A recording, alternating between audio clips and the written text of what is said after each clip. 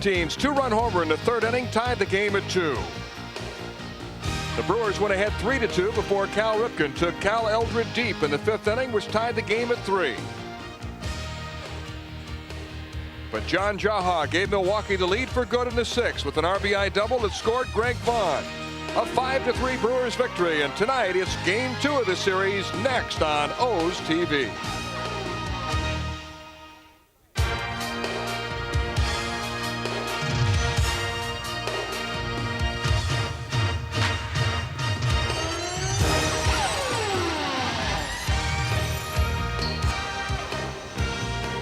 The Orioles Television Network presents Major League Baseball. Tonight from County Stadium in Milwaukee, it's the Orioles against the Milwaukee Brewers. It's a cool, windy night in Milwaukee as the Orioles and Brewers meet in Game 2 of this 4-game series as the Orioles continue their slide. Hello, everybody. I'm Mel Proctor along with John Lowenstein. The Orioles have lost 11 of their last 16. They've fallen from a half game out of first place to 10 games out. They're also 4 games back of the wild card spot in the American League. And John, there's a definite lack of intensity and enthusiasm on this club right now. I haven't seen any spunk lately. And this is a ball club that should be winning the kinds of close games, especially the kind of close game we saw last night in the last game in Minnesota. You've got to win those games if you consider yourself to be a contending ball club. This ball club is the 4th most home runs in the American League with 137. They should be able to score a lot of runs. They've got the best relief corps in the American League with an earned run average of about 377.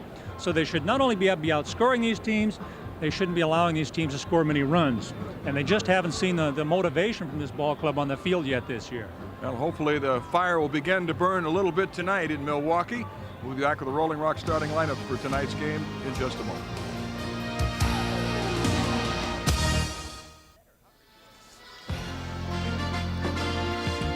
Let's take a look at the Rolling Rock starting lineups for tonight's game. First for the Orioles, Brady Anderson will lead off and play right field.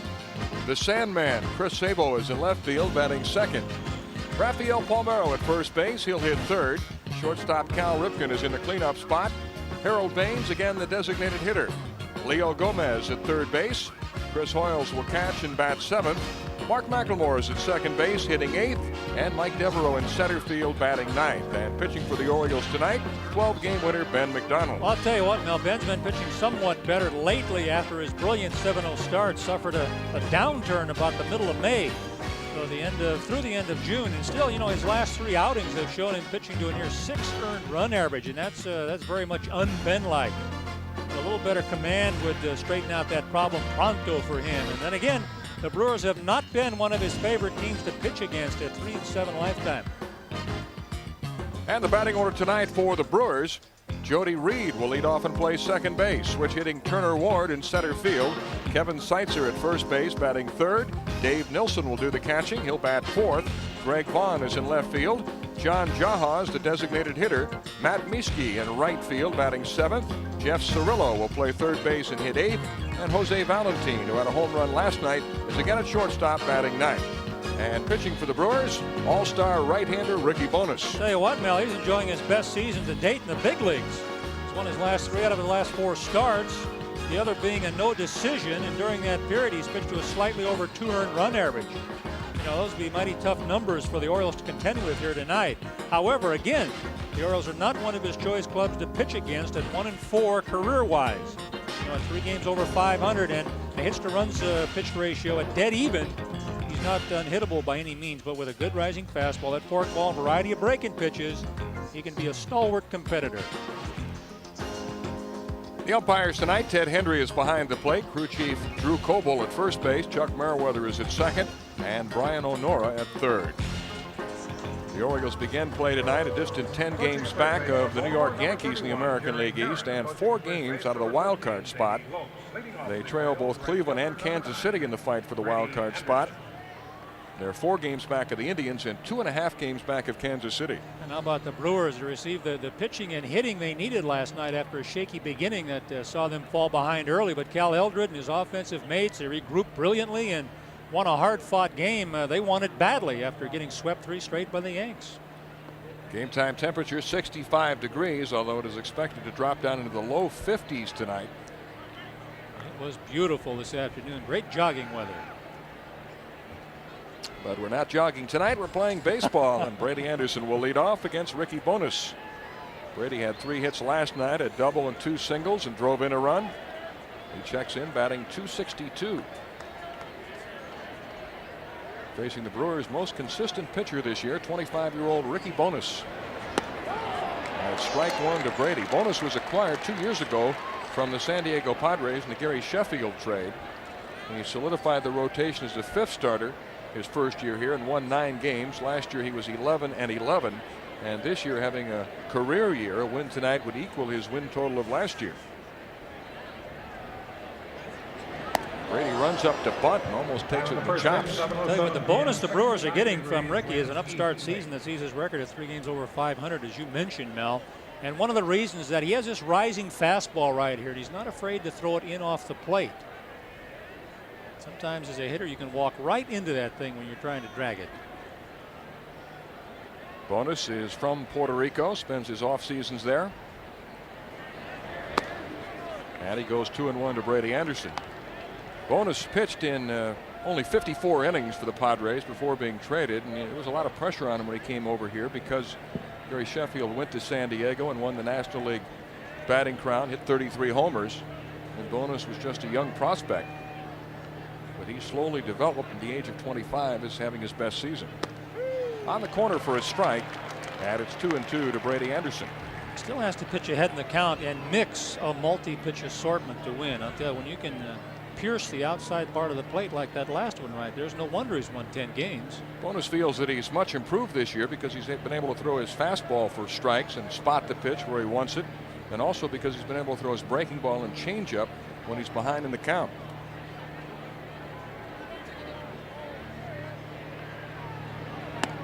Swing and a miss by Brady Anderson, and down he goes. There's that heat, Mel, we were just talking about. And he kept it inside purposefully just to try to tie him up, and he did just that. You can see where Nielsen is setting up right there, right over the inside part. You just can't get extension there. He brought his hands in, but couldn't lay the bat on the ball. And now Chris Sabo steps in against Ricky Bonas. Sabo, who was last seen playing in the sand last night, he takes a strike. His last game was Tuesday in Minnesota. He went 1 for 5 with a home run and didn't play the next day. He's played very little lately, with Leo Gomez getting most of the innings at third base. Sounded like he broke his bat. I'm sure he did break it. Bonas broke it for him. All he was trying to do is twirl to get out of the way. Looks like Ricky's making a concerted effort tonight to run the ball in on these hitters. Ricky was an infielder during his American Legion playing days in Puerto Rico, and his father encouraged him to become a pitcher after a scout told him that he looked promising on the hill, and his dad said, if you want to be a pitcher, then you've got to be a pitcher. You've got to run, you've got to do everything like a pitcher and forget about all the other positions. So at the age of 16, he turned to pitching full time, and a year later signed as a free agent with the Padres.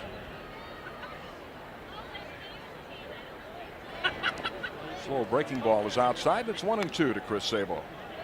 Sabo's actually been swinging the bat very well in his last 16 games. He's hit .317 with 5 homers and 14 runs batted in. It's kind of scrappy player they need in the lineup right now. That got him on the hand just as he started to swing. And he'll be awarded first base. May get an argument here from Phil Garner, and Dave Nilsson, the catcher, will argue. And here comes scrap iron Phil Garner. He felt it should have been a foul ball, but Sabo will be awarded first base. Well, that's 2 of them right in there on his body. He was lucky to get out of the way of the first one. I mean, Phil can certainly appreciate the way that Sabo plays the game, because Phil played the game the same way. But what about the call? Is it correct? I think it is. Even if it didn't hit him, it was a good enough acting job to get first base. I mean, he tries to bail out of the way right here. It looked like it hit him right on the hand. Looked like he started to swing, and then the pitch rode in on him. He tried to get out of the way, and it hit him. So Chris takes first base. Acting is half the part of the game anyway.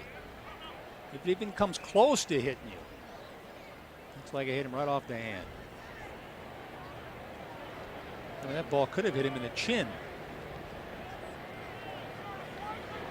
So Sabo is aboard with 1 out, and here's Rafael Palmeiro. Hitting .319 with 22 homers, 68 runs batted in. He was 1 for 5 last night. Strike one to Raphael, who was 4 for 13 against Ricky Bones.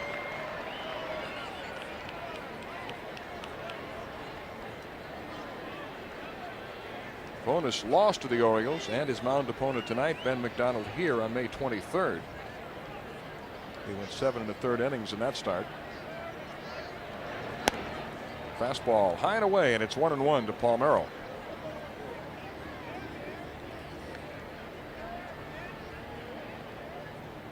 Bones lives in Puerto Rico during the offseason, and there's a lot of pressure on Puerto Rican-born players to play winter ball, but he has not, because he wants to keep his arm fresh for the major league season.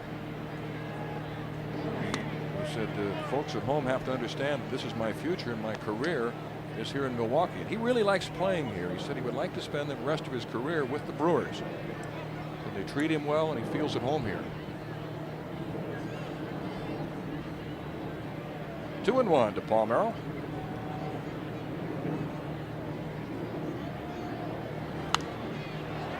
Two balls, two strikes. Well, again, I think that's part of the easy life. There were pitchers for years, probably 30 years, 35 years, who pitch in the big leagues and go down and play in the Caribbean.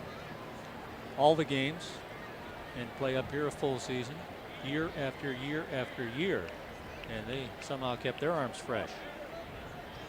But I think this is just a personal choice on his part more than anything else. 2 balls, 2 strikes to Palmeiro.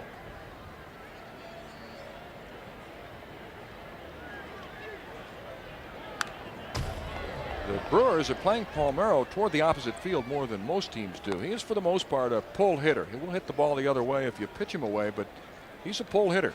And they play him to hit the other way, which is a little surprising, which would probably indicate Ricky Bones is going to pitch him away. Every pitch has been away.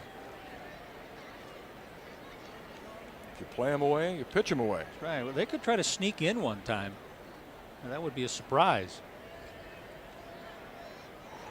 Off-speed pitch hit in the air to left center field. Turner Ward is there and makes the catch.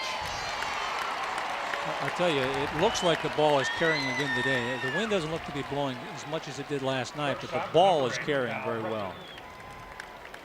He barely hit that. The flag's all wrapped up right now there. We can't tell.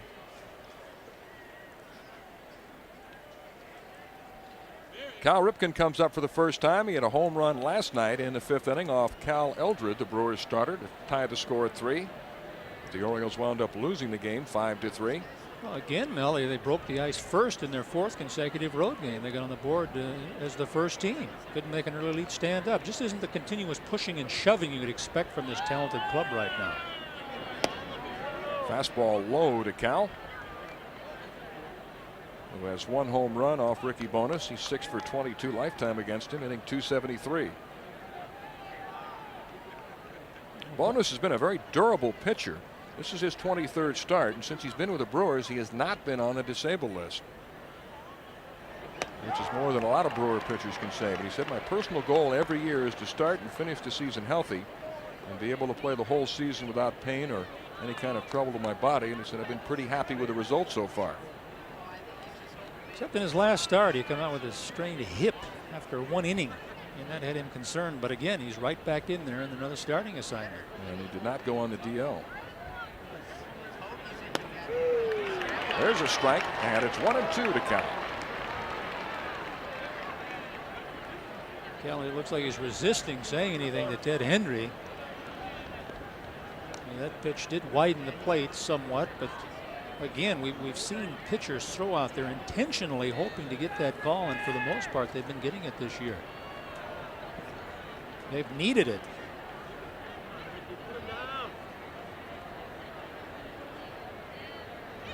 Goes outside again, and Cal goes with the pitch and lines a base hit into the right field corner. Chris Sabo is being waved home as Matt Miskey has a little trouble getting to the ball. Sabo will score, and Cal goes all the way to third with a triple. And the Orioles take the lead 1-0. RBI number 72 for Cal Ripken. Again, Mel, they broke the ice first, and that's because Cal went right with that pitch. I mean, it was a perfect pitch by Bonus. Couldn't throw the ball, couldn't try to hand it to Nielsen in a better spot out there. And he went right out there with that long bat he's got and hit it between the first baseman and the first base bag. And Sabo gets a chance to score because this ball does not carry him after it makes contact out there. He gets hung up out there in that corner. And of course, that allows Sabo to come around unmolested. That's Cal Ripken's third triple of the season.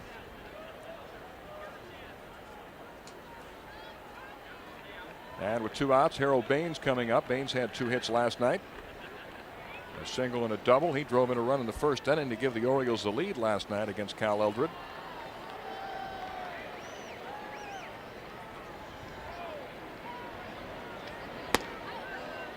Ball 1 to Baines, who was 2 for 14 with a home run off Ricky Bonus. You can see right there that Harold's been swinging the bat lately. 16 homers and proved to have put a lot of RBIs up on the board. It's unbelievable. This ball club's 5-11 in the last 16 games. Baines hits it high in the air to center field. Turner Ward is back and makes the catch just short of the warning track. But the Orioles take the lead on a triple by Cal Ripken. It's 1-0 Orioles from Milwaukee.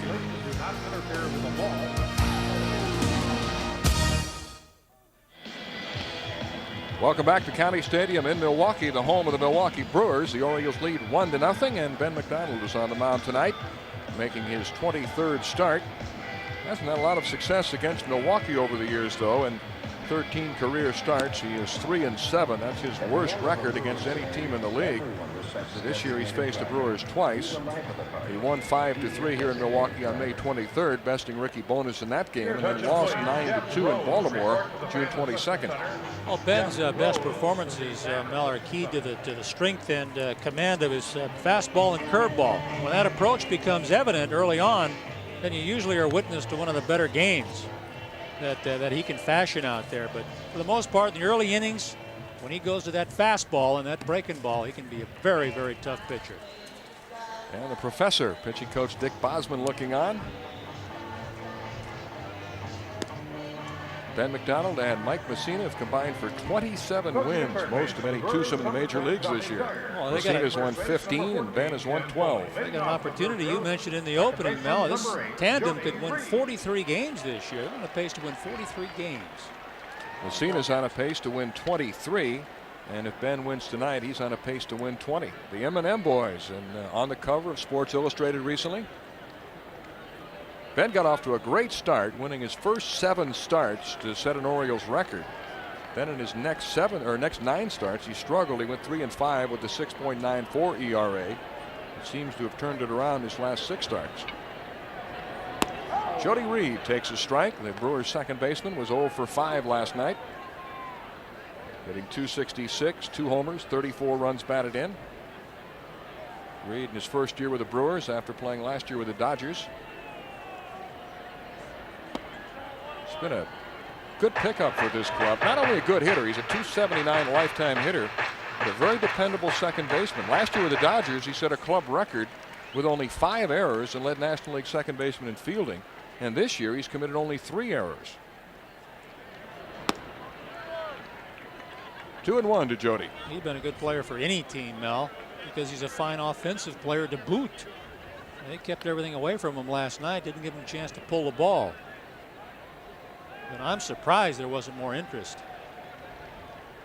especially after that falling out in LA just before the season started. That's low, and it's 3-1 to Reed. It'll be followed by Turner Ward and Kevin SEITZER.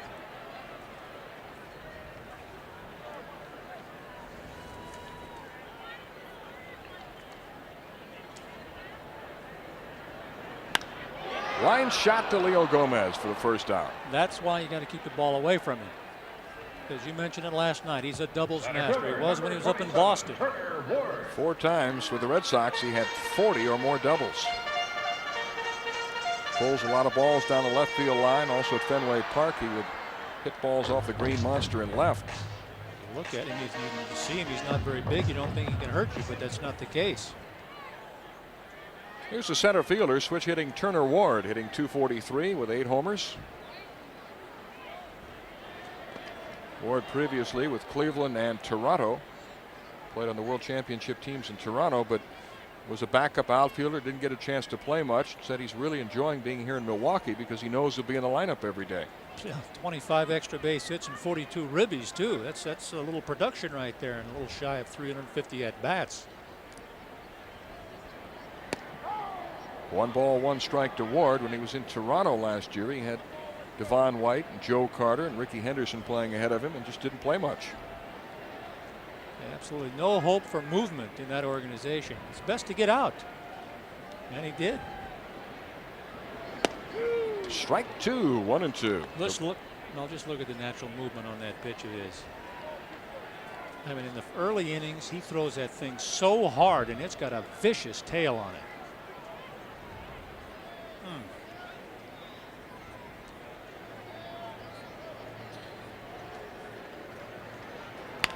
Breaking ball is rolled to the first baseman, Rafael Palmeiro. 2 outs.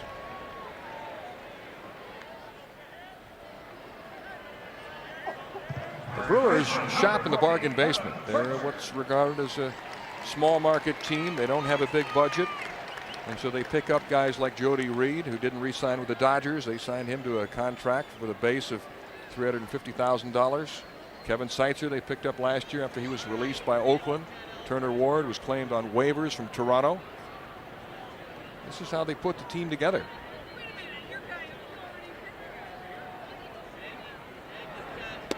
Spending big bucks doesn't always translate into winning. You look at the Minnesota Twins, another small market team who won World Championships in '87 and '91. You look at the Montreal Expos, we've seen a lot of good players get away because of financial restrictions. They're in first place. 1-1 to SEITZER. Brewers are impressed with his impact. Despite getting drilled in the face Monday by the Yankees' Melito Perez, he's swinging the bat very well. He had 2 hits last night. Look at him. That has to shake him up a little bit. Well, he's always going to be from now on just a little quicker to get out of the way. Instead of just barely shying away, he's going to move that whole body and jump away, because it's just too frightening to expect to get hit up there in that area again. You know, he said that when he got hit, he just couldn't possibly have gotten out of the way. 3-1 to SEITZER, wearing that protective face mask, much like the one that Terry Steinbach of Oakland has worn. Gary Renicky years ago used to wear a face bar to protect his face after he got drilled. See the black eye on below the left eye of SEITZER. But he's been very aggressive at the plate. He's not pulling off the ball much. Last night he had 2 doubles. Brewers had 6 doubles last night, on the pace to break the club record for doubles. They haven't hit very many home runs, but they've hit a lot of doubles. At last in the league in home runs, but they're on a pace to hit 340 doubles, which would demolish the club record of 298 set in 1980. High bouncer back of second. Cal Ripken is up with it and throws out SEITZER. So the Brewers go in order at the end of 1 inning. The Orioles lead Milwaukee 1-0.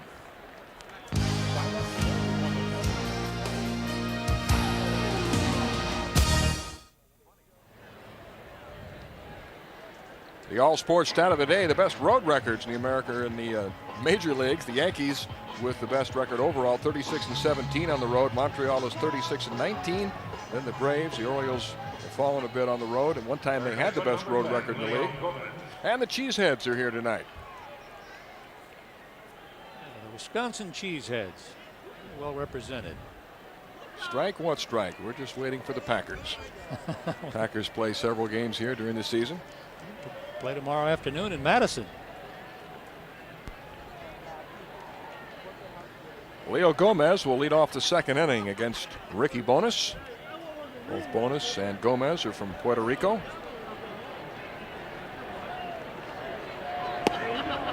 Ball 1 to Leo, who was 0 for 3 last night.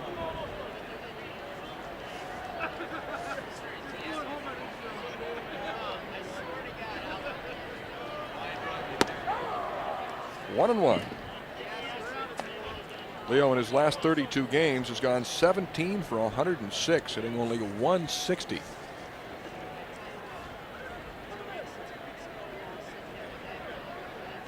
I think it has something to do, Mel, with the fact they're pitching tough. Very tough. Not that he's swinging the bat any worse than he was at the beginning of the year. But the pitchers, the opposing pitchers, have made a slight adjustment and not throwing the ball in as much as they did. Fastball low, and it's 3-1 to Leo, who is 4 for 10 with a home run off Ricky Bonas. But if you remember last year, Mel, they were jamming him. Every time up there jamming him, he would pop up, break his bat. And this year, early in the season, he made that adjustment, and he was wailing on those pitches. So now they've moved away.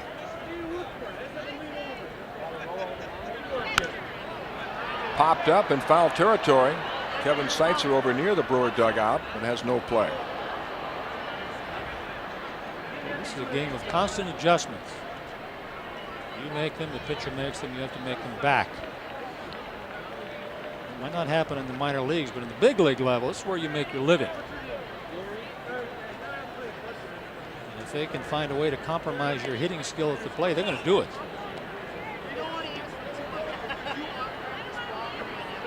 Last night, Cal Eldred started for the Brewers. Tonight, it's Ricky Bonas. Tomorrow, Bill Wegman will face Arthur Rhodes. And on Sunday, Mike Messina faces Bob Scanlon. And the Orioles head to New York for a 3-game series.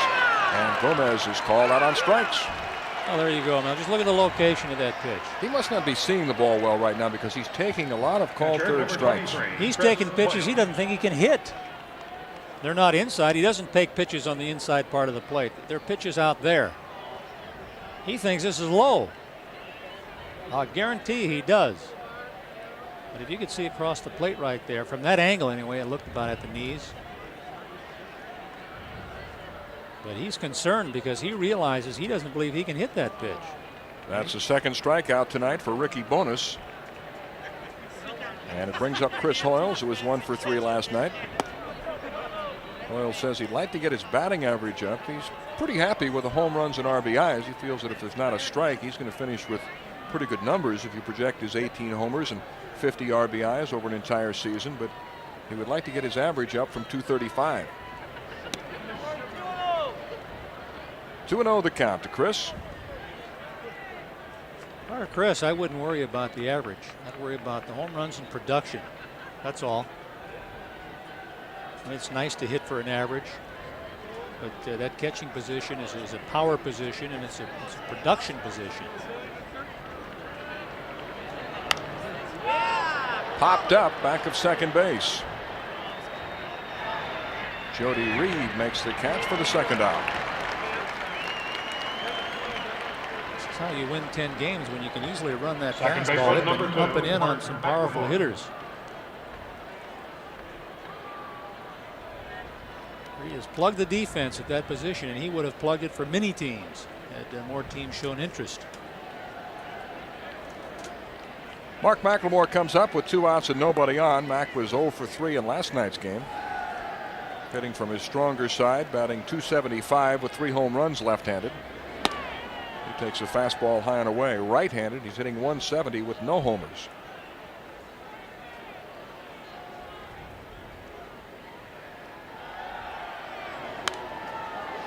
One and one. The last time the Orioles visited County Stadium in May, they swept the Brewers 3 straight. Milwaukee went on to lose 14 straight games, a club record. That pretty well buried them. Had a lot of injury problems this year. Right now they have 7 players on the disabled list. Strike 2, 1-2. Plus, they've got 6 rookies on the active roster. So Phil Garner not really playing with a full deck, so to speak. Bounced up the middle. Jose Valentin is up with it. And that does it for the Orioles. They go in order. At the end of an inning and a half, the Orioles lead the Brewers 1-0.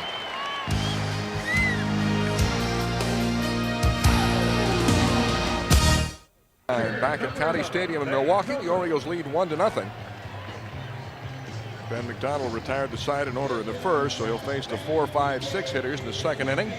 Dave Nilsson, Greg Vaughn, and John JAHA, 3 power hitters. The Orioles starting pitching has been good. They're the best defensive team in the league. and yet they're 10 games out of first place. Well, they've got the best relief corps in the American League as well, with an earned run average of 377, as we mentioned in the opening. Fourth highest home run total. Hard to explain when you look at their stats why they're so far out of it. Ball one to Dave Nilsson. Nilsson 0 for 4 last night. He just recently started catching. He's had a thumb injury most of the year that has made him primarily a designated hitter.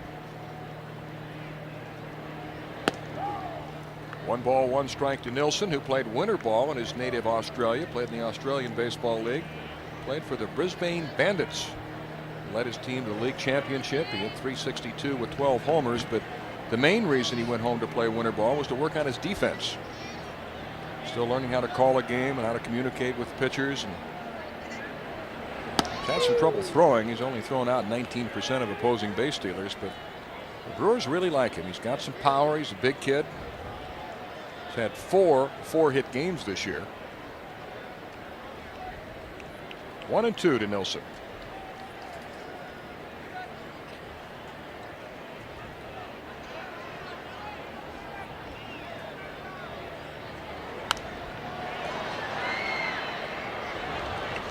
Nilsson has hit Ben McDonald well. He's 5 for 12 with a home run off of him. Now, we talk about hitters and then the stances they assume in that batter's box. Well, a hitter should assume a stance in that box for maximum plate coverage without compromising his comfort quotient. And Nilsson is standing about right in the middle of that box, yet he can still cover that entire plate.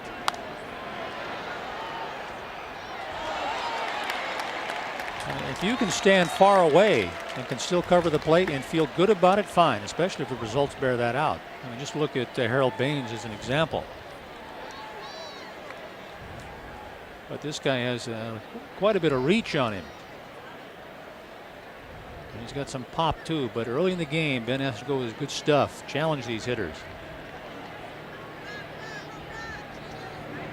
Fastball away, 2-2 to Nilsson, who was hurt most of last year. He played in only 100 games. He had undergone surgery during the offseason, missed most of spring training, got off to a very slow start, but played well in the second half.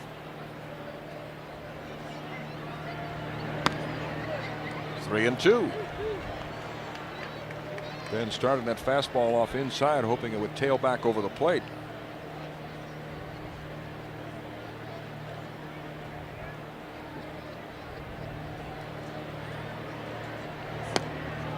Ball 4, he walked him, and the Brewers have their first base runner. Now that looked very similar to the pitch that Leo Gomez got called out on. And I'm sure that's what Ben is staring at right here. He thinks that's a super pitch. And I'll bet you that Nilsson is thinking, oh, I know he's going to call me out. And he didn't call me out. Oh, I'm the luckiest fellow in the park tonight. And now Greg Vaughn comes up with nobody out and Nilsson at first.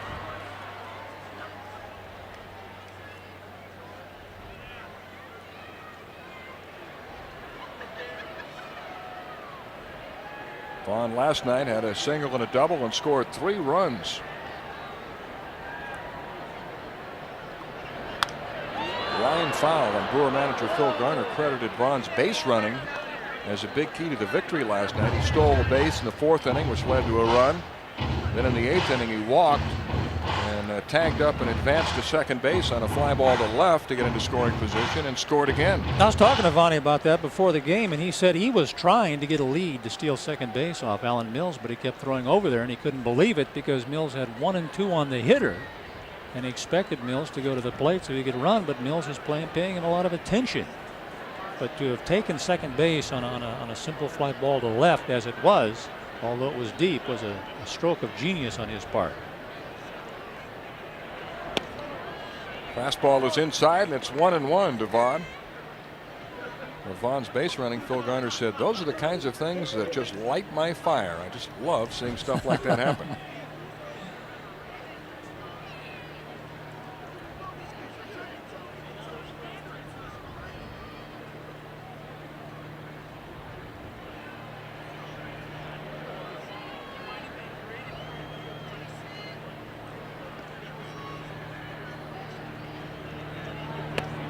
inside, 2-1. The Orioles lead 1-0. We're in the bottom of the second.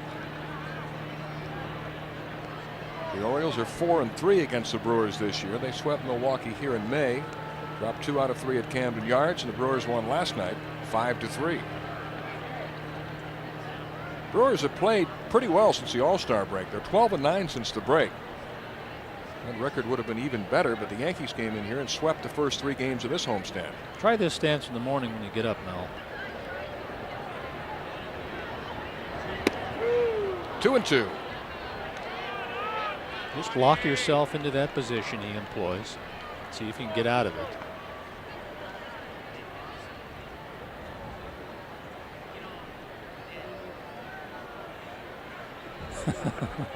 Works for him.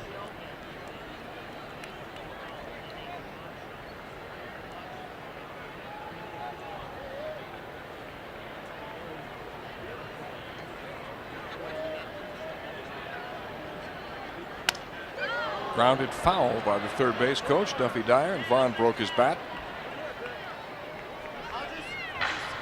Greg is one of the leaders on this young Milwaukee team. He said he learned a lot by playing with Jim Gantner and Paul Molitor and Robin Yount. Talked last night about his contributions to the community after signing a multi-year contract. He established a fund to provide tickets for underprivileged youngsters. And they sit out in Vaughn's Valley in left field. He's a real crowd favorite here. Terrific young man. Out of the University of Miami, has a degree in finance. Originally from Sacramento, California. Here's Vaughn's Valley. 2-2 to Greg.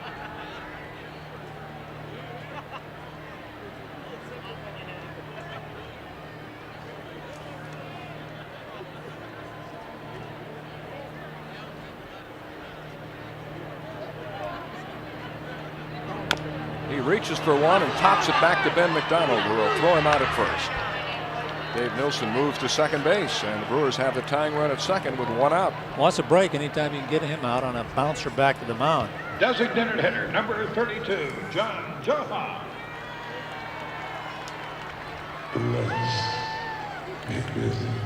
And now John JAHA coming up. He had 2 doubles, 2 runs batted in last night. JAHA recently came back from AAA, been struggling, particularly with runners in scoring position. They sent him down to New Orleans to get straightened out. He hit .407 in 13 games there, and has been swinging the bat well since coming back.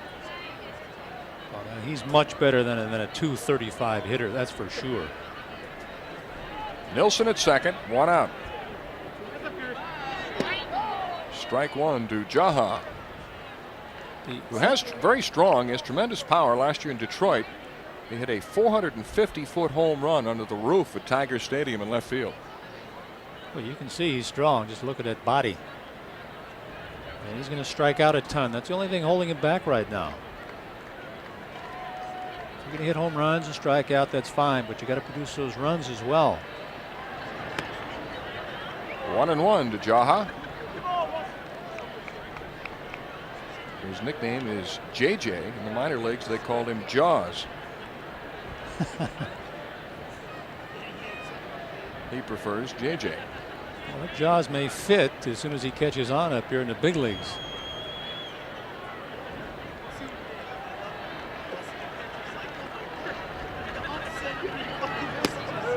Oh my. Strike 2. JAHA thought the pitch was high and outside. It's a nasty turn of events for him because it puts him in the hole. Looked like he was right. What? Ben says he owed me that one.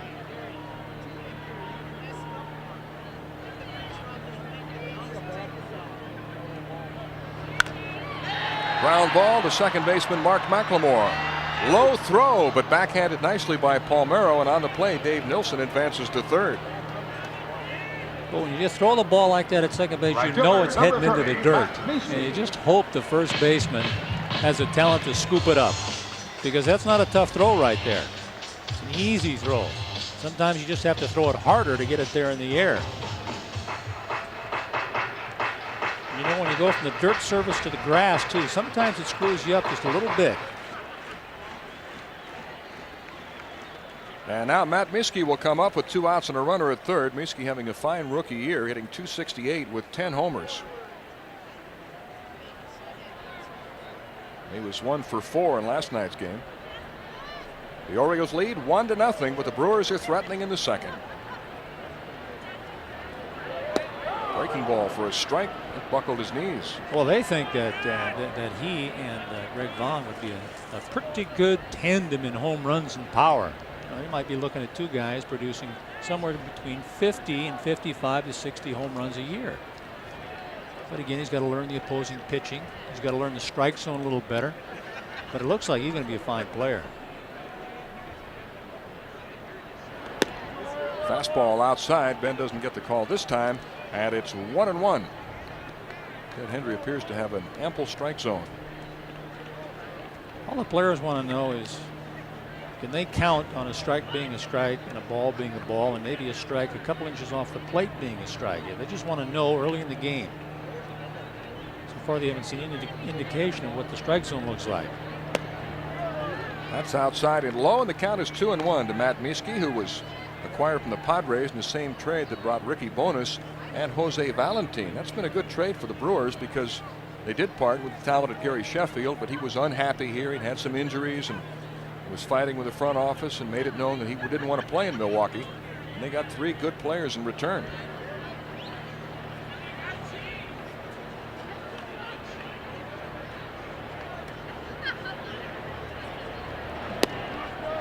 Low, ball 3, 3-1. Gomez is trying to cover that hole between third base and shortstop, so he's well off the bag. And of course, that leaves the line wide open for a guy like Miskey if he can pull the ball.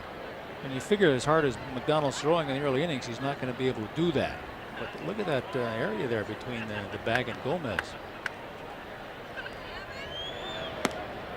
Ball 4.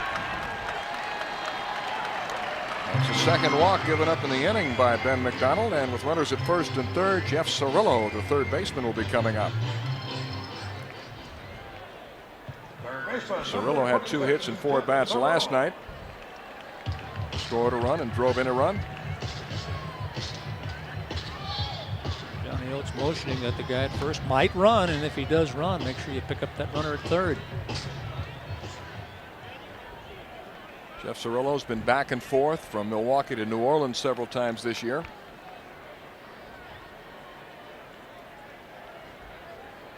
Out of the University of Southern California.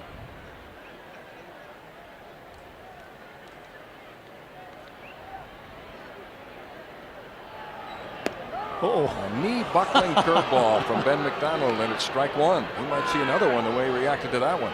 Oh, that set him back on his heels. Well, that would have set anyone back on their heels. I mean, that's a little scary. See you later. A little frightening. You don't see those in college.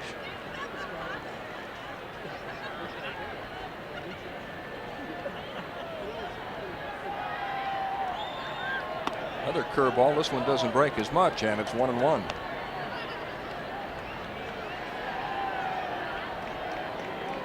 Kind of reaction that Greg Olson used to get from opposing hitters with his curveball.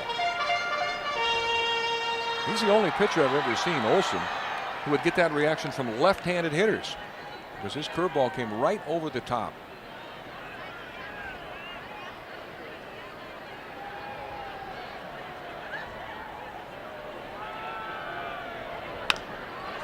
Chopper to Leo Gomez. And over to first to retire the side. The Brewers leave 2 men on at the end of 2 innings. The Orioles lead 1-0.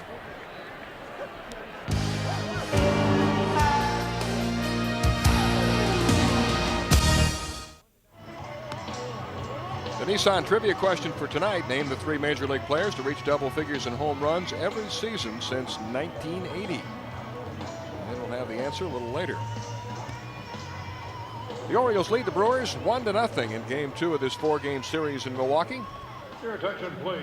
Cal Ripken tripled in Chris Sabo, who was hit by a pitch in the first inning. I think I'll have some of that cotton candy. You don't eat that stuff. You couldn't find room for it right now anyway, no super brats. Now, can it get much better than that? Two youngsters, what, 11, 12 years old at the ballpark together with cotton candy, watching big leaguers play. This is where I saw my first major league game, 1957. My Uncle Lawrence from Illinois and I took the train here and watched the Braves, who were a great team that year. Eddie Matthews, Joe Adcock.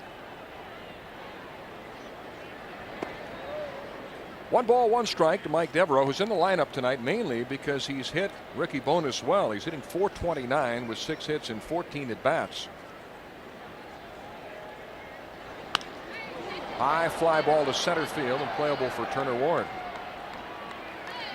Johnny Oates was saying before the game that Jeffrey Hammonds last night told him he wanted a night off. So that's why he didn't play last night. He's not in the lineup again tonight. Brady Anderson is in right. Devereaux is in center and in there because he's hit Bones well. And Chris Sabo got tired of playing in the sand, and he's in left tonight. I'll open my window when Mel opens it. It is a little cool out here tonight. You have your window closed, but mine is open. It's not that cold. Well, you said it was last night. I thought it was a nice spring day for Montana. Brady Anderson struck out his first time up. Popped up down the left field line. 3 Brewers converging on the play, and Greg Vaughn makes the catch. Nice play. I'm not kidding, that was a nice play because Valentine come very close to taking him completely out of it.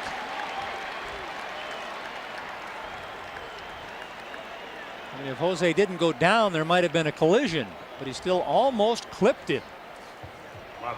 He picked him up there just at the last moment and was able to get down. Well, I'll tell you, that is a fine play by the outfielder because it looked like a collision there was imminent. And that would have been violent. See there, had he not lifted that left leg up, he'd have fallen right on his face. Chris Sabo up for the second time. He was hit by a pitch in the first inning and then scored on Cal Ripken's triple to give the Orioles the lead. 0-1 to Chris.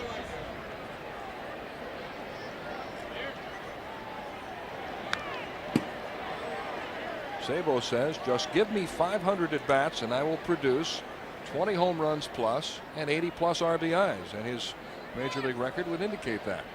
But he has only 255 at bats, has 11 homers, 42 RBIs, so those translate into the kind of numbers he's talking about. But he'll be hard pressed to get 500 at bats with this club, the way he's being used.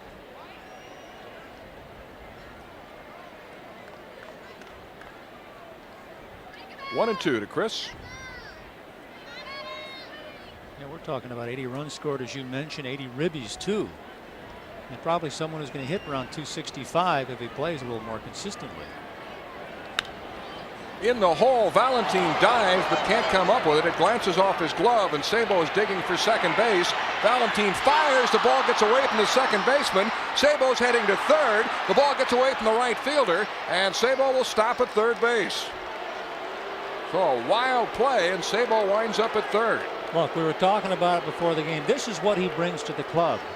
It's the kind of spunkiness they need right now. He is one of the most scrappy players on this team. And he produced that three-base situation right there because he was out there trying to make it work for him and his team. This glancing blow right here is one of the reasons why he took off. Sabo recognizes that perhaps he might be able to get to second base. And I can't believe the Brewers didn't have anyone backing up the eventual possibility of him throwing the ball wildly at second base. And I would imagine it'll be a single for Sabo and a two-base error charged to Valentine on the throw. No official scores decision yet. But Sabo is at third with 2 outs, and Rafael Palmeiro is up. Strike one to Rafi. He'll fly to center field his first time up. They could easily, Mel, give him a double on that play. It'll be a double for Sabo and a throwing error charged to Valentine.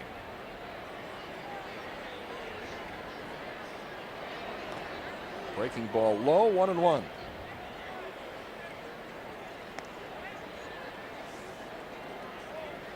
So again, the scorer's decision, a double for Sabo And an error charged to Jose Valentin, the shortstop. You know, he wouldn't have had an error either if the first baseman simply would have walked over there and backed that play up, or the right fielder would have come in much earlier to back that possible errant throw up.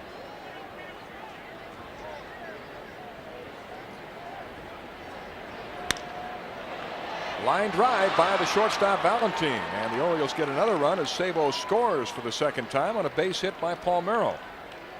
They got that one the hard way. They earned it. Shortstop, Cal. I don't think it's mere coincidence, but the whole offense seems to pick up when Chris Sabo is in the game. And he scored twice. The Orioles lead 2-0. For Palmeiro, his 69th run batted in. Well, he adds a dimension there's not another player on the team can bring to the offense. I think Jeffrey Hammonds could be that kind of player. You get him in the lineup. But you'll never hear Chris Sabo say, "I need a day off." Ball one to Cal Ripken, who tripled in the Orioles' first run in the first inning.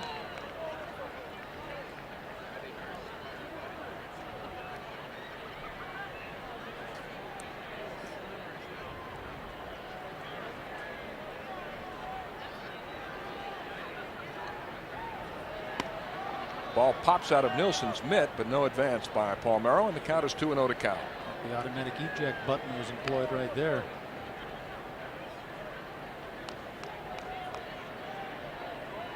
Looks like Bonus doesn't want to get into a situation where he's going to make some mistakes and fall behind by too much early in the game. Very disgusted that he gave up that run this inning.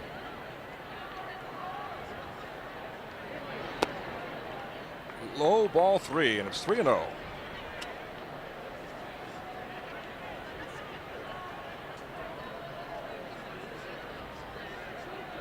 he's thinking, well, do I pump this one right down the middle and hope he's not swinging, or just put him on and start fresh with the next hitter?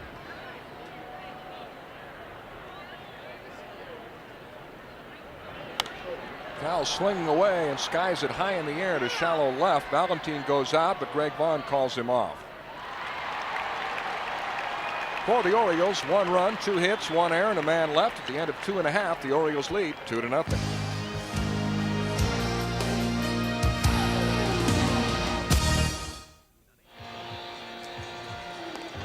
We're back with the answer to our Nissan trivia question for tonight. Name the 3 major league players to reach double figures in home runs every season since 1980. Andre Dawson, former Oriole Eddie Murray, and current Oriole Harold Baines. There's Baines, who this year has 16 home runs. I'll tell you what, Mel, looks like we've got the early buildup of yet another tight game. Just like last night, the Orioles burst out on top. You know, let's hope that Big Ben here can contain the Brew Crew this evening. Ben hasn't allowed a hit through the first 2 innings. He did walk 2 in the second, but the Brewers were unable to score, and he'll face Jose Valentin leading off the 3rd inning. Valentin hit a home run last night off Mark Williamson, his 10th home run of the year.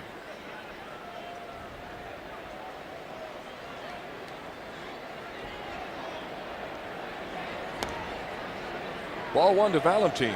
Of his 10 home runs, 9 have been hit while he's been playing shortstop, and with the most home runs by a Brewer shortstop since Dale Swain hit 9 in 1988. High fly ball to right. Brady Anderson broke back and now comes in to make the catch. He reacted to the swing of the bat, and it sounded like Valentin broke his bat. After last night, your first reaction, you think, is going to be back, because he did hit a home run, as you mentioned. I watched Valentin take batting practice, and he does have legitimate power. Jody Reed still looking for his first hit in the series. He lined to third his first time up tonight. Went 0 for 5 in last night's game. Reed has hit 2 home runs this year. One off the Indians' Dennis Martinez, and the other off the Red Sox' Scott Bankhead, both right-handers. Strike long on the outside corner. Well, look at Ben. He's working at a good pace right now. And you and I have talked about it many times, Mel. Pitchers, they really do strike a blow for all concerned when they're able to work at a more generous pace. I think the pitching itself even improves along with the defense. And the less time you give a batter to think, the better off you are. Breaking ball is high, and it's 1-1 to Reed. A lot of hitters who can assimilate the advantageous counts very quickly into their thinking. Now, dramatically, the music has changed from last night. Last night was Turn Back the Clock night. We played music from 1970. Tonight we've got Whoop, There It Is. Bounce to Cal Ripken, who'll have to hurry and throws out Jody Reed. Well, there it was. Ripken got it. Apparently, a lot of the Oriole players really liked the old uniforms they were wearing last night. Turner Walker. I thought they looked tremendous. They should probably wear that style on the road next year. They had the gray flannel uniforms with Baltimore across the front, the cartoon bird on the hat with orange bills on the caps, and black and orange socks. A quite colorful uniform. They're the caps they wore last night. I like that cartoon rendition of the Oriole. Turner Ward grounded to first, his first time up. I know there are plans to change some of the Orioles uniforms next year, and I believe that cartoon bird is in the plans.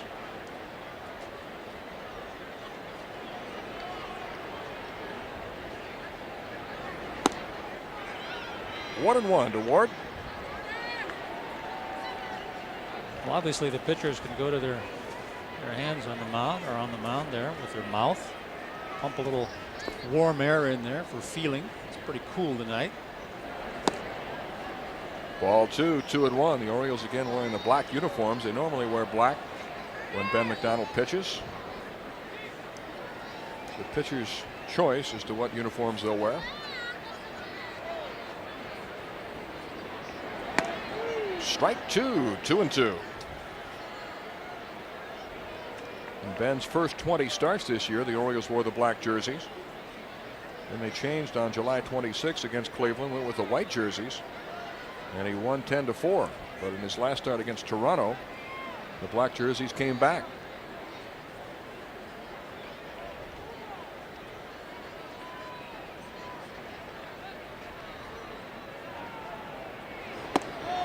Three and two.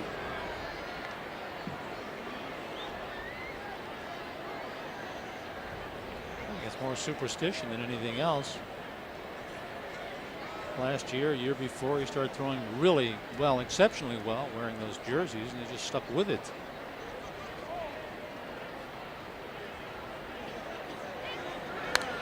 Fastball clipped foul into the crowd. Last night was a lot of fun. Both teams wearing the old style uniforms from 1970 on the Diamond Vision board here. They were running excerpts from television shows of 1970. Brewer employees were dressed up in the garb of the 70s. And 70 style music, and big crowd turned out, 30,000 plus, which is a big crowd for the Brewers this year. Both teams were very upbeat before the game started. They had a rock band in center field during batting practice. Some of the Brewer hitters were playing Beat the Band in batting practice. Literally, they were trying to hit balls into the band. Well, it'd be funny because the music would be roaring loud, and all of a sudden it'd go down to nothing because that ball would be out there in their area. They actually had some fielders standing in front of the band to protect them.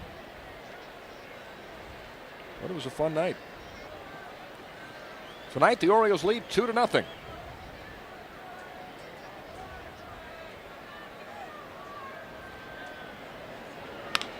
Fastball is grounded foul by the first base coach, Tim Foley. You can see Tim Foley knew where that ball was. He hardly even budged down there. That might have stung if it hit him in the belly. Yeah, boy. Duffy Dyer, the third base coach.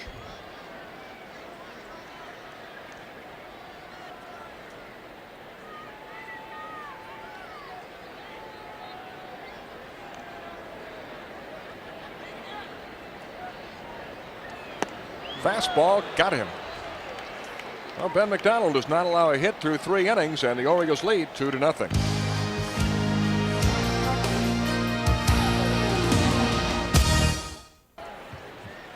Welcome back to County Stadium in Milwaukee, where the Orioles lead the Brewers 2-0. Ricky Bonas will face Harold Baines, Leo Gomez, and Chris Hoyles in the 4th inning. Bonas trying to win his 11th game of the year, which would tie his 11-game win total of last year. Strike one to Baines, who flied to center his first time up.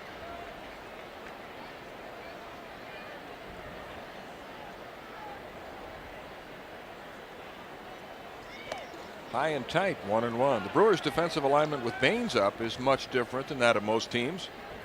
A lot of teams will play three infielders to the right side of second base. They play him straight up, and the outfield play him to hit to the opposite field. Well, he hit all those balls out there last night, and that was one of the few pitches they just tried to brush him off the plate, but he's well off the plate anyway. So Charlie Lau, Walt Briniak style of hitting, stand a good distance from the plate and dive into the pitch. And take everything inside.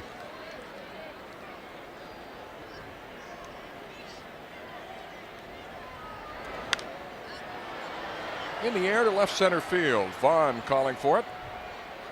And Greg makes the catch for the first out. Now Megan McNulty tells us that her sister Mary Beth is 22 today. So happy birthday, Mary Beth. Indeed, happy birthday. 22 years old. To be 22 again. Leo Gomez was called out on strikes his first time up.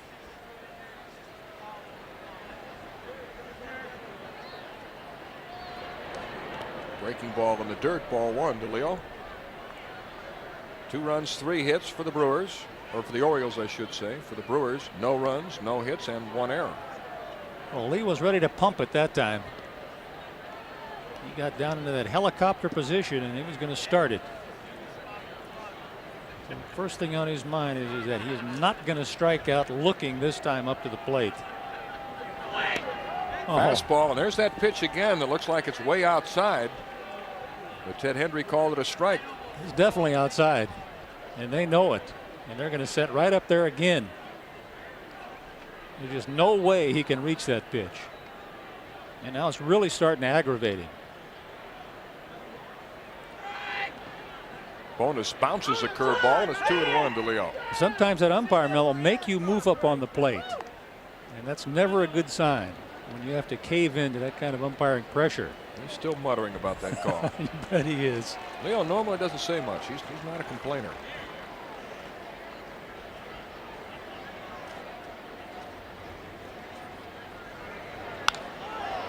In the air to right center field, and Turner Ward dives but can't come up with it. The right fielder Miskey backing up on the play, and he holds Gomez to a single. It's the kind of communication you've got to have if you're going to try to make a play like that. Ward trying to make the shoestring catch, and Miskey was behind him to back him up.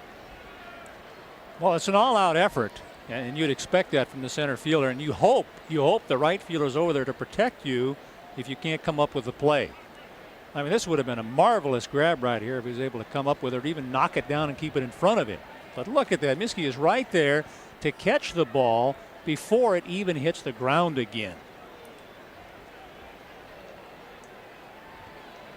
Leo's aboard with the 4th Oriole hit off Ricky Bonas. Chris Hoyles popped to second his first time up. Ball 1.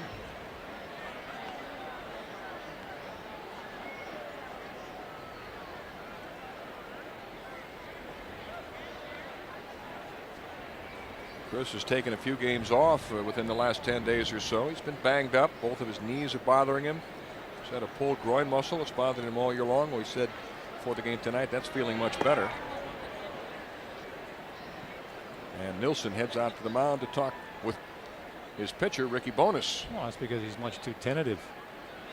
This is truly an international game. Dave Nilsson from Australia, Ricky Bonas from Puerto Rico, and the game being played in Milwaukee, Wisconsin. How about that?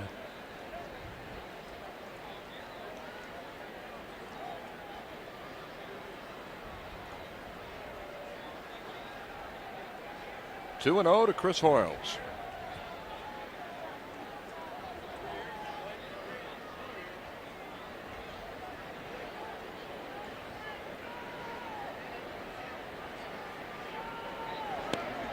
Ball 3. He's got other pitches. I don't know why he doesn't use them. He's got a forkball. Seen him throw it once or twice, I think, this game so far. Got an assortment of breaking pitches. They're not compelled to just use that fastball. I tell you again, this is another hitter who might be swinging. 3-1. When Bonus first joined the Brewers, he was just a 2-pitch pitcher, fastball and a slider. But since working with Don Rowe, he's throwing his other pitches, all 4 of them, consistently. There's Don Rowe. He really gives the credit to Bonus for the success he's had in his young career. He said Ricky's really a hard worker in the between starts when he throws in the bullpen. He really pays attention and works and tries to get better. 3-2. And now will Leo Gomez be running? I wouldn't think so. Well, they're 10 games out. They got a 2-run lead. Send him. I think you should always look for an advantage with a slow runner. If you got a chance to move him, move him. You know, you take a risk. Perhaps the guy might strike out. But again, if he hits the ball on the ground, not too sharply in those infield positions, you benefit by sending the runner. Chris Hoiles has already struck out 69 times this year. Leo Gomez is running, and Hoiles powers it high in the air to deep left field. Vaughn is back to the wall. It's gone. A towering shot to left by Chris Hoiles gives the Orioles a 4-0 lead. Number 19 for Hoiles.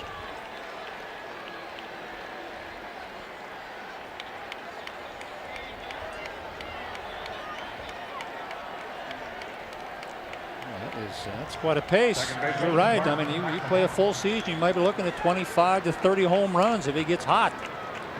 The location of that pitch activated the switch, controlling that bat. When he saw it, he liked it, and the detonator swung into action. All Vaughn can do is admire it. The home run estimated at 387 feet. And where did he hit it? Up there in Vaughn's Valley.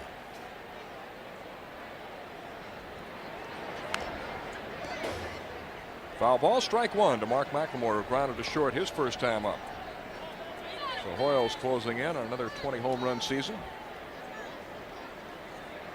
Well, it looked like he meant business in that at bat too. A little frown on his face. A little scowl. Change up for a strike, and it's 0-2 to McLemore. But now, Mel, the thing happened that Ricky Bonus did not want to happen. He's given up 4 runs in 4 innings so far. We're not even through the 4th inning.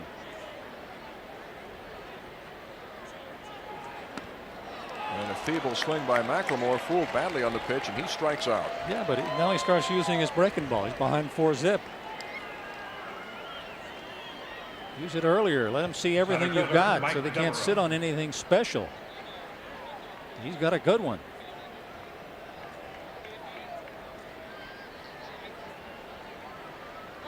And with 2 outs, Mike Devereaux coming up. He flied to center his first time up.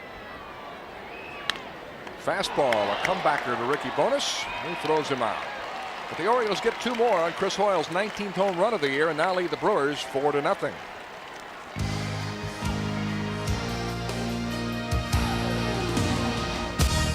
Orioles. And she's back. This lady in her bird outfit appears whenever the Orioles play here. Well, give her bonus points for perseverance. First baseman, Kevin Head's SEITZER. coming off. I know it's early, Mel, but with McDonald on the mound and meaning business, it looks like you'd expect this is not a game that's going to get away anytime soon. Not the way the offense is hitting right now and the way he's pitching. Ben is not allowed to hit through the first 3 innings. He did walk 2 batters in the second. Kevin SEITZER bounced to short his first time up.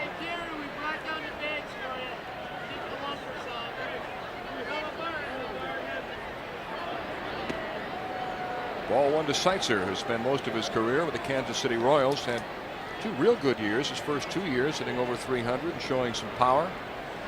And went over to, was actually here for a year and then became a free agent. Went to Oakland. The A's let him go last year and he came back to Milwaukee.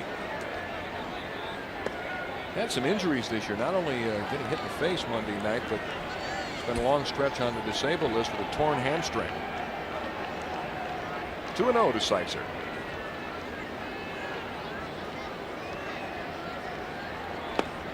Ball 3.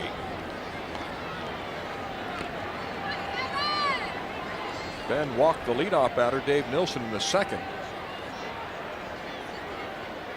But that did not come back to haunt him. 3-1. SEITZER taking all the way.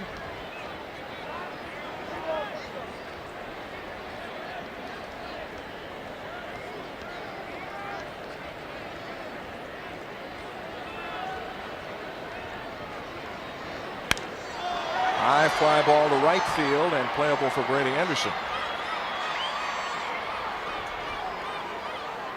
Brady is really a talented outfielder. It doesn't seem to bother him whether he's in left or center or right. He plays them all very well. He's a quick study, Mel, and he has to play right field in this ballpark. It's a longer throw.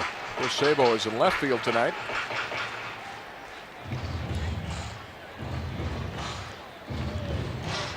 I don't think Sabo's had a ball hit to him yet, has he? Nope. It's best if they're all hit to Brady or Devereaux in center. Dave Nilsson walked his first time up. Ball 1 to Nilsson. The third base coach, Duffy Dyer, former catcher, spent a lot of time working with Nilsson on his technique behind the plate.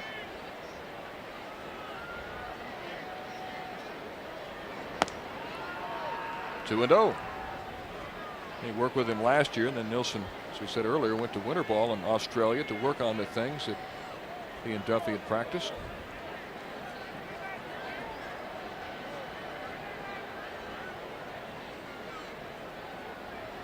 Well, I guess the game has really taken off down under, so you're going to see more and more players maybe take that long trek just for experience.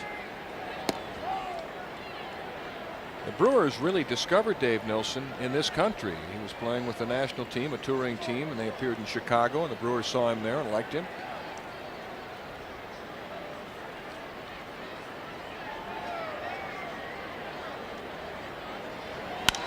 Opposite field, base hit for Dave Nilsson. There goes the no-hitter.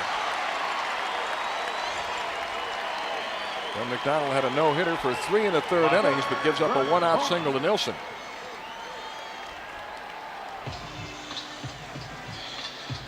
Well, you can see what you can do when you don't try to muscle the ball. You can just take it with you to the opposite way. That's what hitting's all about. Greg Vaughn up for the second time. He grounded to Ben McDonald his first time up.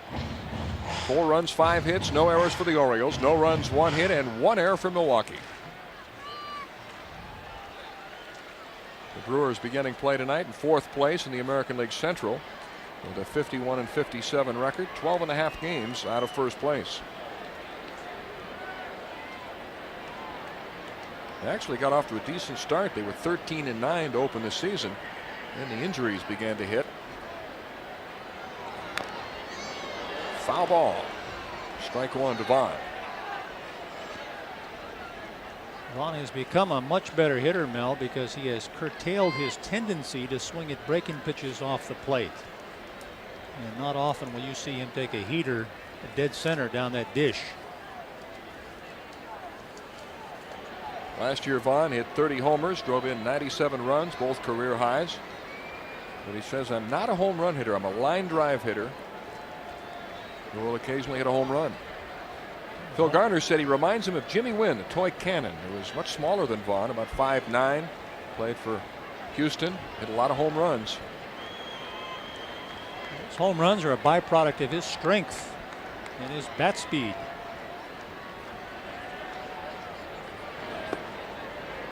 One ball, 1 strike to Vaughn.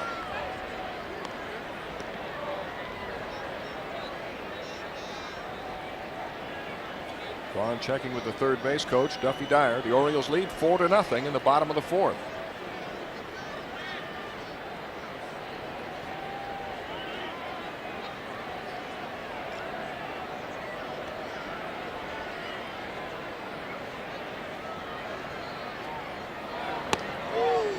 Called strike, although Vaughn backed away from that pitch.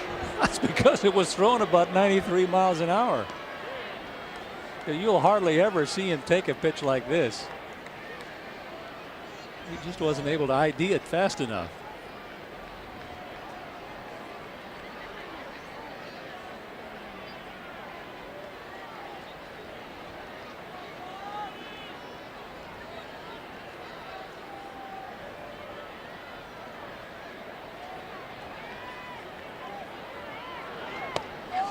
Swing and a miss, and down goes Vaughn. Just simply overpowered him that time and threw that last one in a good spot. And when he had that bat wrapped up around his helmet, he couldn't get it around in time. Look where that bat is.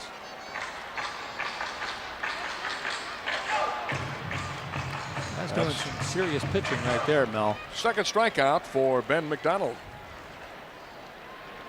And it brings up John JAHA, who bounced to second his first time up.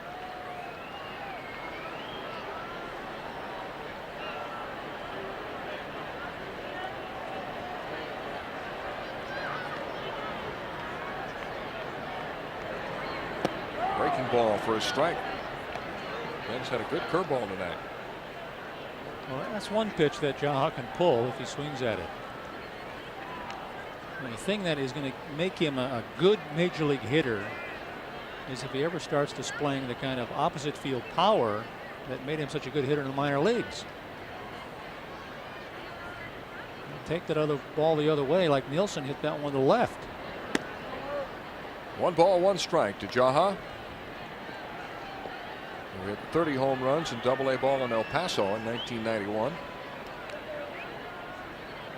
Next year in Denver, he had 18 at AAA before being recalled. You can see briefly there, he's right down on the end of the bat. Last year with the Brewers, he hit 19. That's high, and it's 2-1 to JAHA.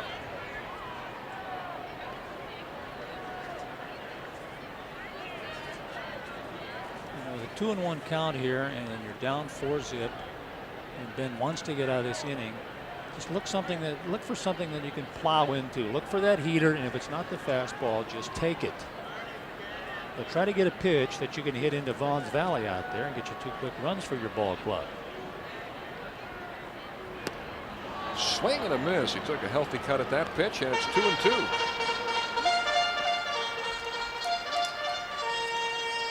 JAHA's been a good hitter against the Orioles this year. He's hitting over 400 against them.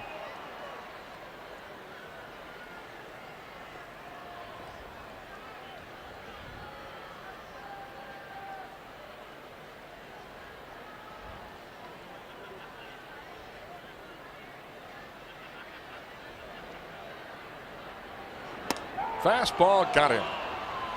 JAHA's called out on strikes to end the inning. At the end of 4 for Milwaukee, the Orioles lead 4-0.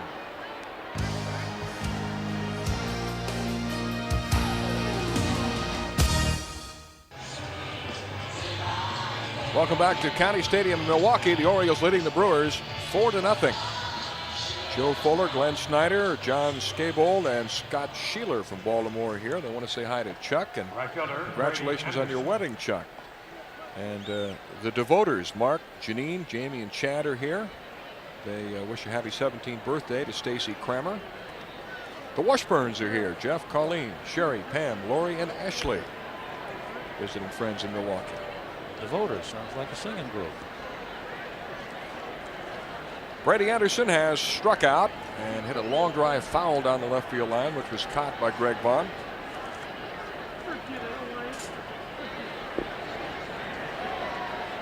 Ricky Bonas ready to go in the 5th, trailing 4-0. Strike 1 to Brady. It's never fun when, as a pitcher, you fall behind early and the other ball club comes up to the plate and hopes you tease some more up there so that they can whack them. And you're really in the hole out there in the mound when you fall behind so quickly. In the dirt, it's 1-1 to Brady. He'll be followed by Chris Sabo and then Rafael Palmeiro. I'll tell you why, because you feel as though, from a hitter's perspective anyway, that you've got to make perfect pitches. Otherwise, you're going to score more runs and you're going to be out of the ball game. So you slow your pace down, which works against you. And when you pitch tentatively, you get yourself in trouble again.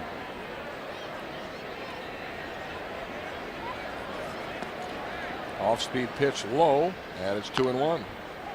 The enticement just isn't there to these hitters when they know that they've got the advantage by 4 runs. They'll just sit back and look for something they can hammer. For some reason, hitters are more patient then. Fastball to spank to the shortstop. Jose Valentin throws out Brady Anderson. Now that'll bring up Chris Sable, who got things started in the first inning. He was hit by a pitch, and then Cal Ripken tripled him home to give the Orioles the lead. The Orioles made it 2-0 in the third inning when Sabo doubled and went to third on an error by the shortstop, scored on Palmeiro's base hit, and then Chris Hoyles hit a 2-run homer in the fourth to put the Orioles in front 4-0.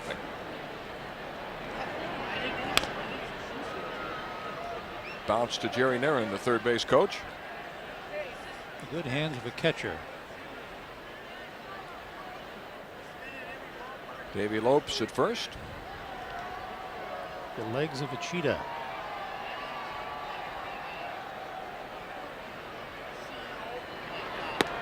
Fastball for a strike. 0-2 to Sabo, who hasn't played much in the outfield lately. When Jeffrey Hammonds came back, Sabo stopped playing the outfield for the most part, but he's back in left tonight. But he does acquit himself well when he's out there. You know, he's made some mistakes, but that was expected. Swing and a miss, and down he goes. About time he started using that slow breaking ball. We saw him use it once last inning. Inning before, worked effectively. First baseman, Rafael Palmeiro. When you use the thing once an inning, what good is it?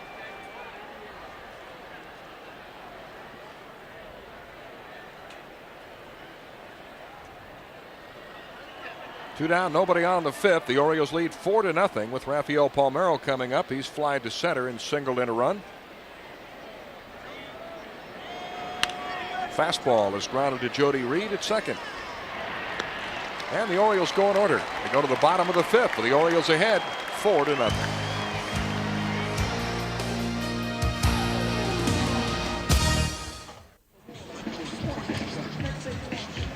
Let's take a look at the Good Samaritan Hospital scoreboard. Cleveland and Boston were rained out tonight at Fenway Park. Toronto leads Detroit 3-2 in the fifth. The Royals, trying to win their 14th straight, are up 1-0 on Seattle in the fourth inning in Kansas City. The Yankees and Twins are tied 3-3 in the third. Chicago plays at California and Texas at Oakland tonight. In the National League, Montreal leads the Phils 4-0 in the fifth. St. Louis up 7-2 on Pittsburgh in the fourth inning. Atlanta leads Cincinnati in the fourth. The Mets winning 7-0 over the Marlins. Houston 2, the Giants nothing in the third, and the only final, San Diego beat the Cubs 4-2 this afternoon. The Dodgers and Rockies scoreless in the first inning. Here in Milwaukee, the Orioles lead 4-0. And the bottom of the order coming up as the Cheeseheads look on. What a duo right there. I may have to get one of those. You look good in a cheesehead hat. Got a color coordinated though with a yellow tie. We'll get a couple of those for Sunday afternoon's game. Have to find out where they buy those. It would look good, this blue blazer, wouldn't it? Yellow cheesehead. Like I said, you'd look good in one. 0-1 to Matt Mieske, who walked his first time up. 0-2. Brewers have only one hit tonight. Dave Nilsson singled with one out in the fourth.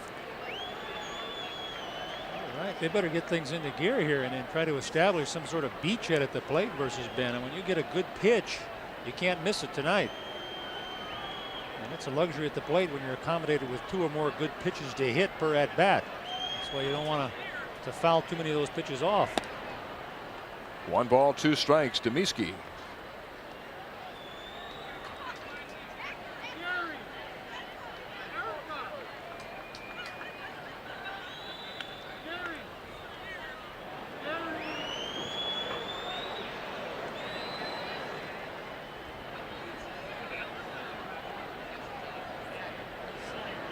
Oh, yeah. Nasty breaking ball by Ben. Another knee buckler, and Mieske is called out on strikes. Really the finest assortment of pitches, along with that good heater he's got tonight, that we've seen from him maybe all year long, and he's pitched some fine games. I mean, this weather, apparently this change in weather is right up his alley. Ben has struck out the last 3 hitters he's faced, and now Jeff Cirillo comes up. Mentioned last night that Cirillo is superstitious and sleeps with his bat, and I talked with him before the game about that. He said it began 2 years ago when he was playing in Beloit, Wisconsin. He was in a slump. He took his bat back to his hotel room to practice the swings, and when he went to bed, he leaned the bat up against his bed. Eventually, he put the bat in bed with him, and he began to hit. So he said he continued it. Said he still does it now occasionally. If he's not hitting, he'll put the bat right in bed with him. And I said, what happens if you're in a fielding slump? And he said, well, then I sleep with my glove. And I said, have you ever had a threesome, you and the bat and the glove? And he said, no, never. And I said, are you married? And he said, no, but I'm engaged. And I said, well, how did your fiance take that? And he said, well, I explained it to her. She understands, but she thinks I'm a little weird. At least he's got principle. He didn't put that bat in the bed with him on the first night. He also has a sense of humor. Yes, that's good. That'll make a difference, especially in the big leagues.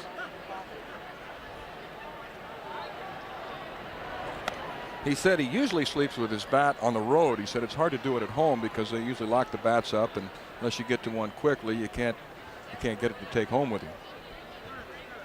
I said, do you ever talk to your bat? He said, yes. Sometimes I'll grab it and shake it and say, come on, how about some hits?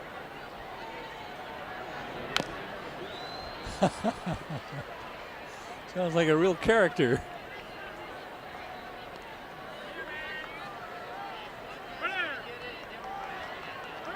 One and two to Jeff, who grounded to third his first time up.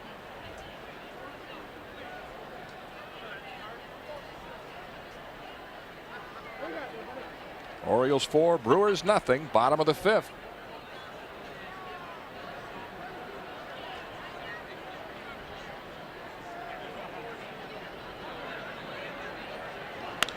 Fastball is bounced to Leo Gomez. 2 outs.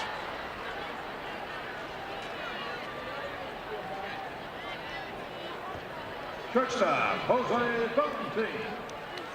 2 down, nobody on, and Jose Valentine coming up. He flied to right his first time up tonight. Ben McDonald has completely stifled this Brewer attack. The Orioles took some pressure off Ben, giving him a run in the first, another in the third, 2 in the fourth, so he's got a lead to work with. The Orioles have averaged 5.27 runs per game for Ben this year. That get him? Yep. Yes, it did. Looked like it got him on the bounce. Valentine is awarded first base. But that still had to sting a bit. Never really had a chance to get out of the way. I didn't make an effort, but didn't get a chance to move that front foot too far. Matter of fact, it looked like I got cut up in the dirt. Now it stings a little bit. He wished he'd have gotten out of the way. Just jump up.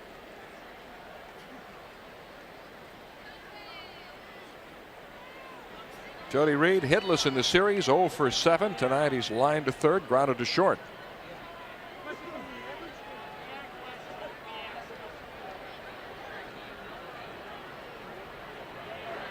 Strike one.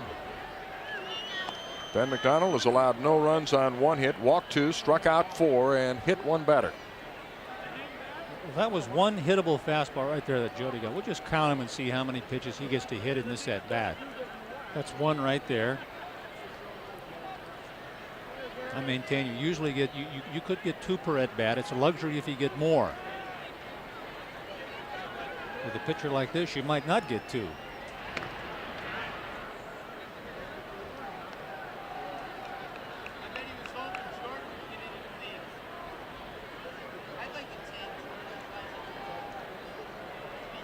I look at Jody and I don't see a power hitter, but I see this same pull power, the ability to hit the ball to left field. But not for distance, but certainly for extra bases.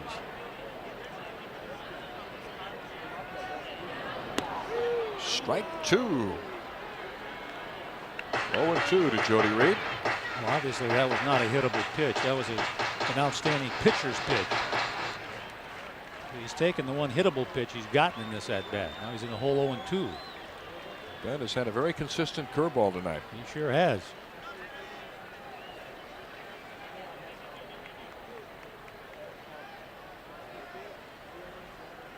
So mainly 2 pitches tonight, the fastball and the curveball. He also has a slider and a changeup and a forkball.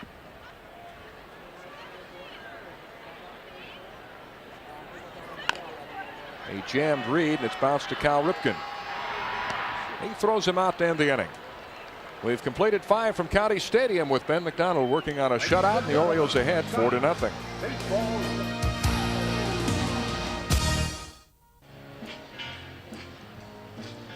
Welcome back to County Stadium in Milwaukee. The Orioles lead the Brewers 4-0. On a chilly night, the temperature is dropping down into the 50s tonight. Into the long sweaters, the turtlenecks, heavy coats. A lot of tailgating going on before the game. They allow that in the parking lot here at County Stadium, so people come out here early and set up their barbecues and barbecue their bratwursts and have a few pops before the game starts. Kind of a tradition here. They do it for the football games as well. Get a few slices off your hat. Cal Ripken drives the first pitch to right, and Matt Miske makes the catch. Cal was 1 for 3 tonight. Designated hitter Harold Bain. Ricky Bonas has allowed 4 runs on 5 hits, walked none, struck out 4, and has given up a home run to Chris Hoyles. Harold Baines has flied out twice tonight.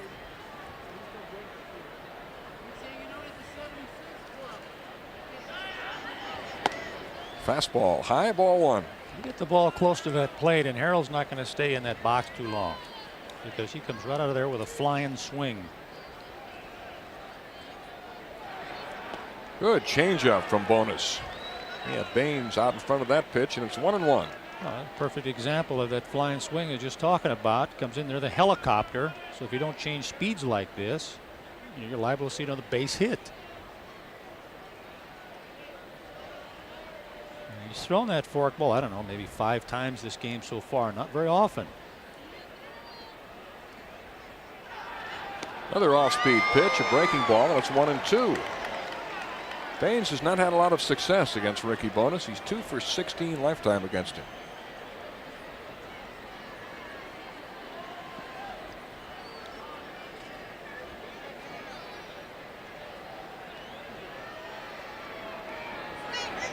Curveball in the dirt, 2-2.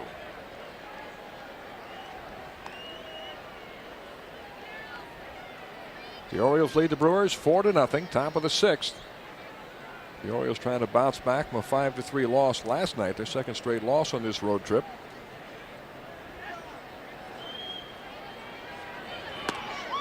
Fastball inside, and it's 3-2 to Baines. The Orioles got off to a good start. Arthur Rhodes pitched a shutout against the Twins. The Orioles won the second game in that series 10-0, but then lost the final game 4-3. A drive to right center and deep. Matt Miske on the run and can't get it. It bounces off the wall. And Baines is into second with a double. That's the 6th Oriole hit tonight off Ricky Bonas. Well, Mel Bonas played with it, had him down 1-2. Tried to finagle a few pitches over the outside. And then he had to come in with a pitch, and there Harold was waiting for the one pitch he was looking for right from the get-go, that fastball up in the strike zone. And that's how that ball ends up out there in right center.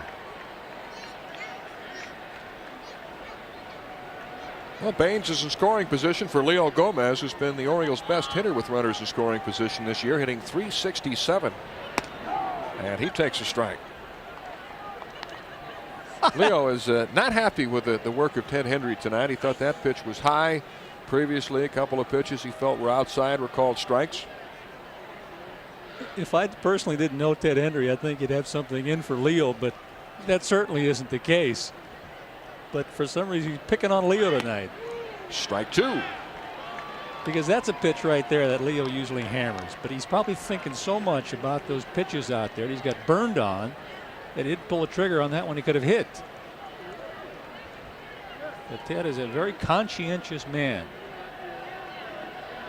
And he actually thinks those are strikes, otherwise he wouldn't be calling them. And that tells me that I'd have to be moving a little closer to the plate. Baines at second base with 1 out. The Orioles lead 4-0. They go outside but don't get the call, and it's 1-2. Yeah, but look how far Nilsson went out there to stand, or to sit, to crouch. When exaggerated, look at this. You never see a catcher that far out there. But he knows Leo's very aware of those outside pitches and thought maybe he could get him to chase something that was way outside. That's low, and it's 2-2.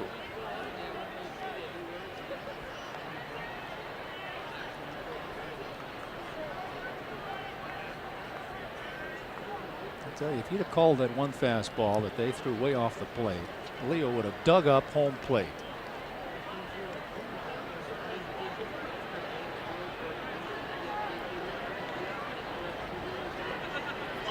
Breaking ball. He checked his swing. And now it's 3-2. He almost fell on his face, though, trying to protect that pitch. I don't know how he retracted that intention so quickly. Because you're right, he wanted to swing and hit this pitch in more than one way. He clearly checked, but they checked anyway. Nelson says, let's give it a look. Got him with a high fastball. Gomez strikes out for the second time tonight. That's 5 strikeouts total for Bowness. Completely changed the pattern on him. Just threw one wild up and in. Leo saw it good. It's not where the pitch was supposed to be. Dave Nilsson was setting up outside. Yeah, he threw it wildly. Chris Hoyles has popped to second, hit a 2-run homer off Ricky Bowness in the 4th inning. That put the Orioles up 4-0. Here's his home run. Looked like some sort of an off-speed pitch, either a forkball or a changeup, and he hit it out.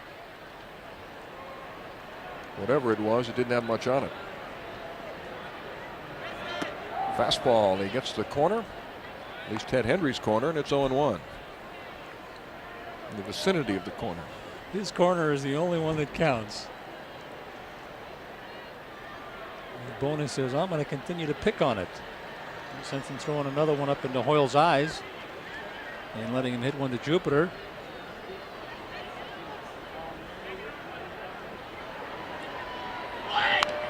And we should point out, in fairness to Ted Hendry, that camera angle is not really precise because it's not directly behind the pitcher. So you're getting a distorted view somewhat.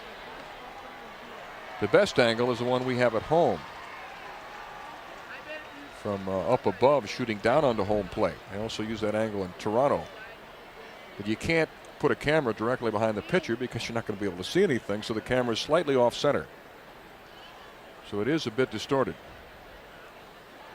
Well, you just go by the reactions of the hitters.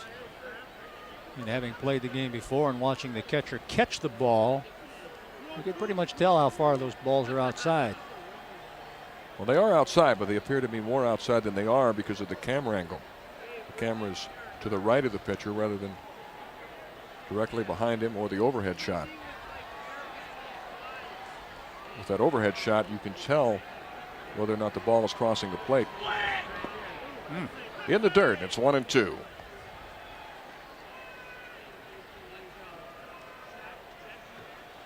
Orioles 4, Brewers nothing. Top of the 6th.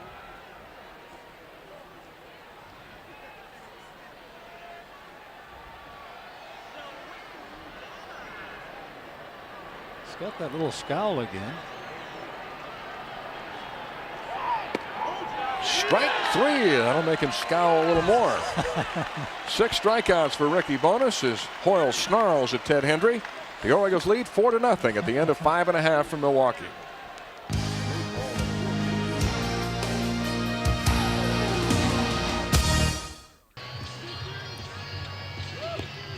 Well, let's see. I'll take number 3.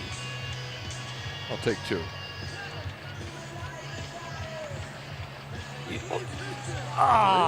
Very good. Wonder if Larry Lucchino is going to have that gimmick on the scoreboard in Pittsburgh if he buys the Pirates. He hated those, Well, I think crab those are races great. the Orioles used to have. And almost every team has these little things. Those dot races, well, they go over big out west. A little more flair. Turner Ward leading off the 6th inning against Ben McDonald, is working on a 1-hit shutout through 5 innings. Ward has grounded to first and struck out. Well, Ben McDonald has been in complete command through 5 innings.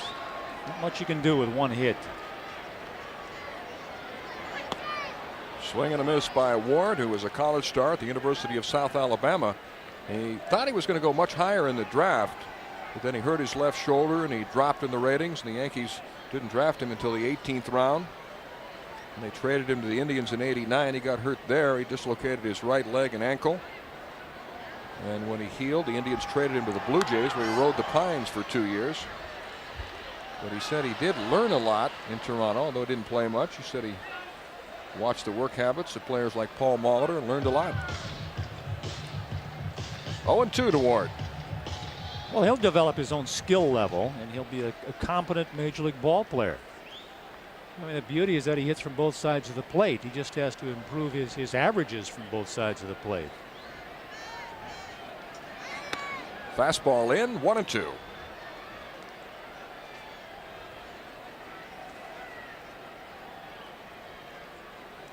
Ben has allowed no runs on 1 hit, walked 2, struck out 4, and has hit 1 batter. 2-2.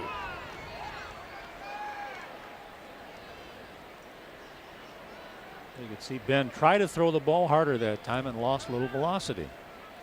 Instead of being just as fluid he's been the first 5 innings. And I think he quickly recognized that after he released the ball.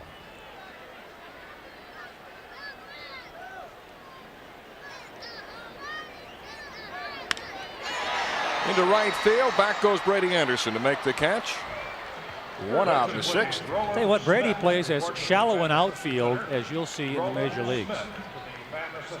I mean, he tests your ability to hit the ball over his head, especially in center field, but in right field tonight as well. He's so quick with that first jump on the ball. Kevin SEITZER 0 for 2 is grounded to short, fly to right.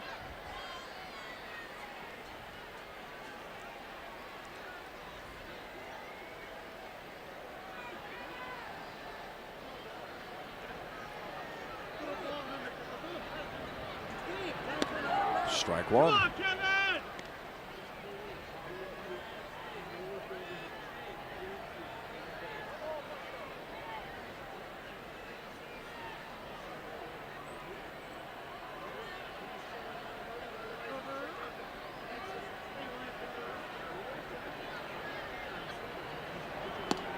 Curveball is high, 1-1.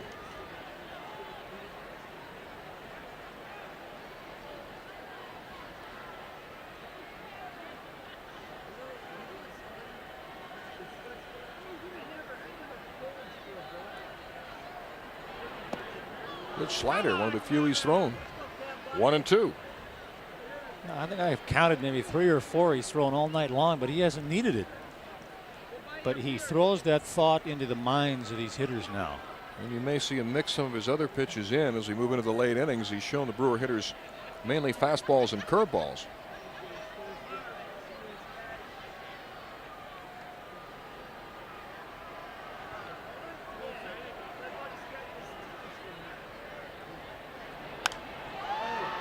Skied high and foul down the right field line. And did you see him alter his arm delivery angle on that one? Come down to about 3/4 as opposed to over the top. You know, a little different look. Very dynamic action that he's showing on the mound tonight. A very softly changing pattern when he needs it.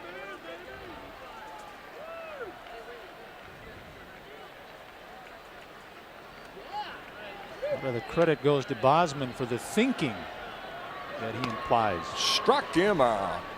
Strikeout number 5 for Ben. It's how you set hitters up. Catcher, Joseph. You know, in the sequence and when you use your pitches, that's what makes these futile attempts at the plate, you know, work against these hitters because of the mixing and the assortment of pitches and the variety that is used so far. Dave Nilsson coming up. He has the only Brewer hit tonight, a single in the 4th inning. He's also walked, and he continues to hit Ben McDonald well. He's now 6 for 13 lifetime against him. One of the few Brewers who's had much success.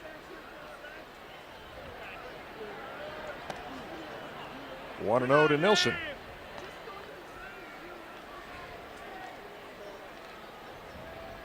Nilsson had the distinction of hitting the first home run in the ballpark in Arlington, Texas.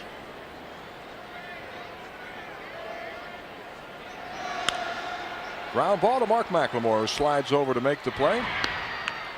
And the Brewers go quietly in the 6th. At the end of 6, the Orioles lead 4-0.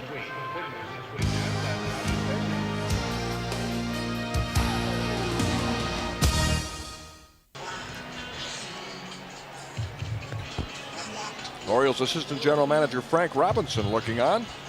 He briefly has spent some time here in Milwaukee as hitting instructor for the Brewers years ago.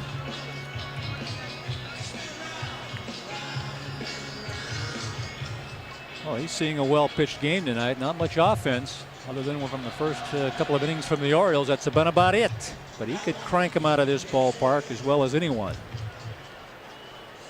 Second baseman, Mark McLemore. Mark McLemore will lead off the 7th against Ricky Bonas. Mark is grounded to short and struck out. All of the scoring took place in the first 4 innings. The Orioles scored 1 in the 1st, 1 in the 3rd, and 2 in the 4th to take a 4-0 lead. And Ben McDonald has shut down the Brewers, holding them to just 1 hit.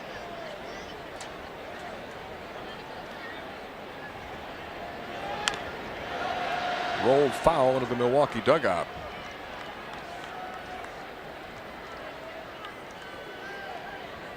Some of the retired numbers of the stars that played in this ballpark. The Hammer, Hank Aaron, Robin Yount, number 19, Raleigh Fingers, number 34.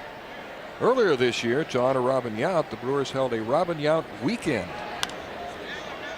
High fly ball into left center field. Greg Vaughn comes in quickly to make the catch. He spent 3 days here honoring Robin Yount. He was a great one for almost 20 years.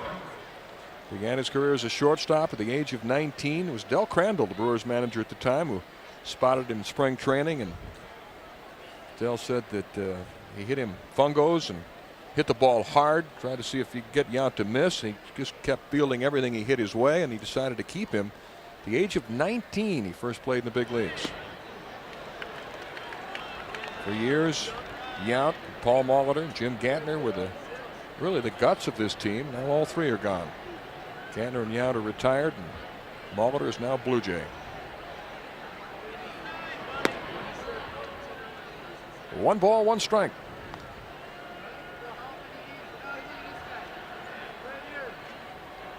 See, Molitor scored last night from second base. A ball hit in the infield. Yes. Bounced in the hole. Valentin bobbles it, throws wildly, and Mark McLemore is safe. Tough to bobble at that position and get a fast runner. And Devereaux is safe. Yeah. But this bouncing ball here consumed him instead of vice versa. Brady Anderson. That ball can prove to be elusive sometimes. And he scored as a base hit. Kind of like a shadowy vision of the face from the past. He just couldn't get in front of him and scoop it up. Had he come up with it, even he might not have been able to get him anyway. No error on the play. It's a base hit. The Orioles' 7th of the game. Brady Anderson 0 for 3 after getting 3 hits last night. And he's hit Ricky Bonas well in the past. Bounce to second. Jody Reed to Valentin, who fires to first. Double play, and that ends the inning. 4-6-3. We go to the bottom of the 7th with the Orioles leading 4-0.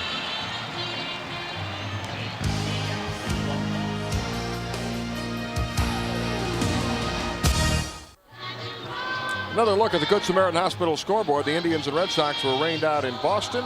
Toronto leads Detroit 3-2 in the 7th. The Royals, trying to win their 14th straight, lead Seattle 3-0 in the 5th. The Yankees have won 7 in a row, lead Minnesota 11-3 in the 4th inning. Chicago plays at California, and Texas is at Oakland. In the National League, Montreal leads the Phils 4-0 in the 7th inning.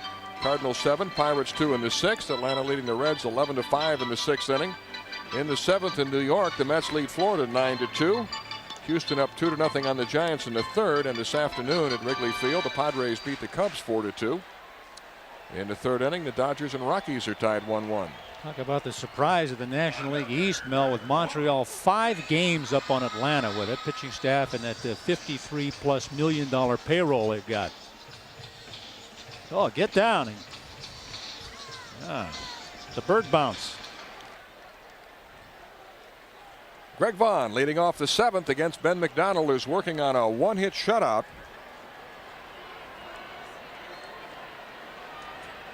We're going to have to roll out a barrel of runs here to get the McDonald Blues on the run. Ball 1 to Greg Vaughn. Ben has never pitched a one-hitter. He's pitched a two-hitter 3 times.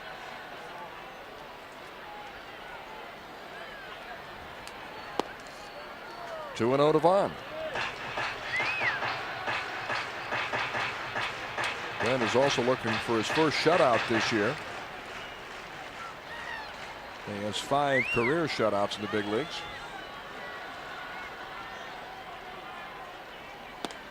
3-0 to Greg Vaughn, leading off the 7th inning. The Brewers have had 4 base runners all night. Ben has walked 2, hit 1, and given up a base hit to Dave Nilsson in the 4th.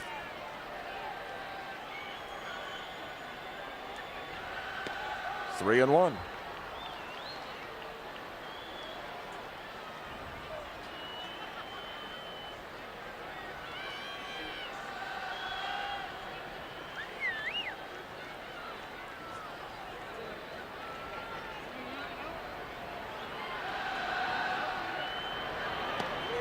Strike 2. 3-2 as Ben battles back in the count. Vaughn is upset. He thought that pitch was low. Tell you what, that's been called several times tonight. I mean, he just looked back and gave Ted Henry a dirty look. But most nights that's called a ball.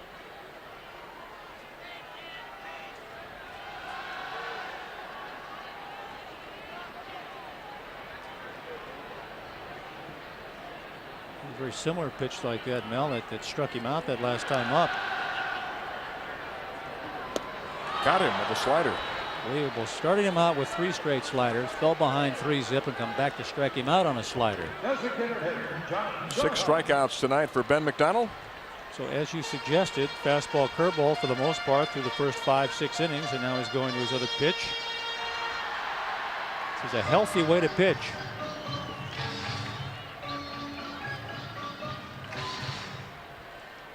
And now John JAHA steps in. He's grounded to second. Was called out on strikes his last time up.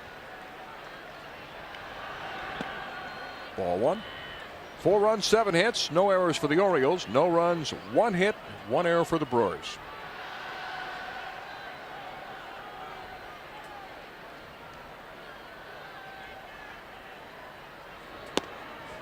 Two and 0. But Big Ben is armed to the gills tonight with 3 tough pitches at fastball, curveball, and slider.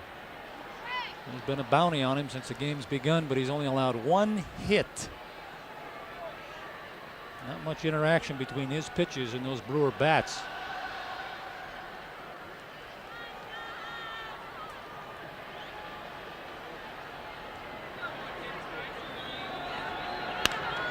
Hit sharply to Leo Gomez.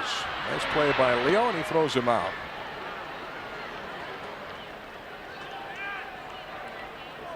Two down in the 7th.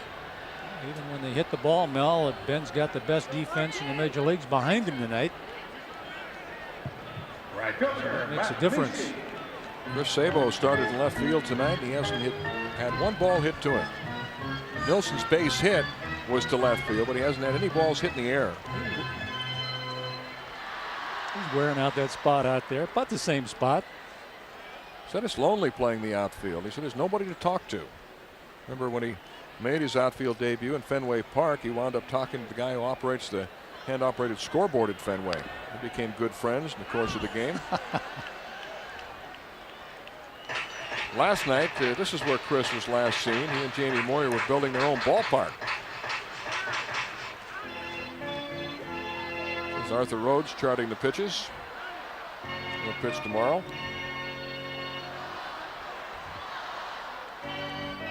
Rhodes will go tomorrow. Mike Messina on Sunday. Sid Fernandez will work the opener in New York on Monday. Jamie Moyer will pitch Tuesday, and Ben McDonald will come back on Wednesday. Then Arthur Rhodes will pitch against the Red Sox at home on Thursday, the last scheduled game before the strike date. 0-2 to Matt Mieske.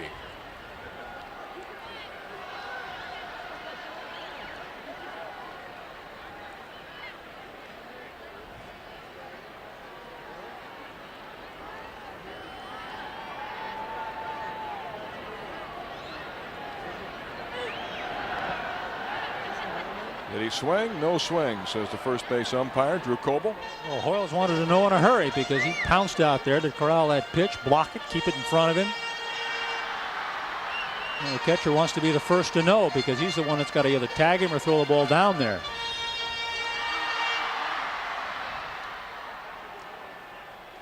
But these big hitters, they have the strength to retard that swing.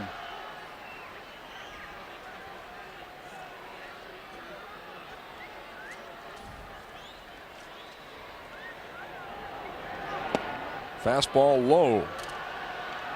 Ben has had only one rough inning. That was in the second when he walked the leadoff batter Dave Nilsson. He retired the next two hitters and then walked Matt Miskey.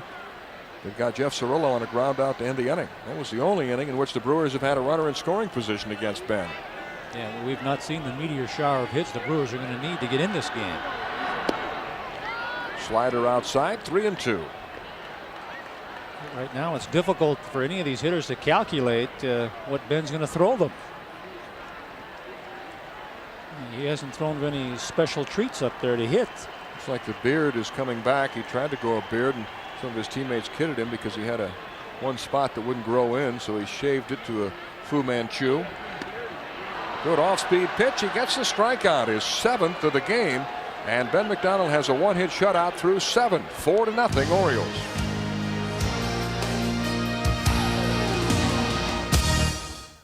Chris Sable. Welcome back to County Stadium in Milwaukee. Chris Sabo will lead off the 8th inning. Sabo getting a start tonight in left field, has scored 2 runs. He was hit by a pitch in the first and scored on Cal Ripken's triple to give the Orioles the lead. Then doubled in the third and came home on Rafael Palmeiro's single. He's also struck out. He pops it up on the right side. Jody Reed makes the catch. 1 out in the 8th.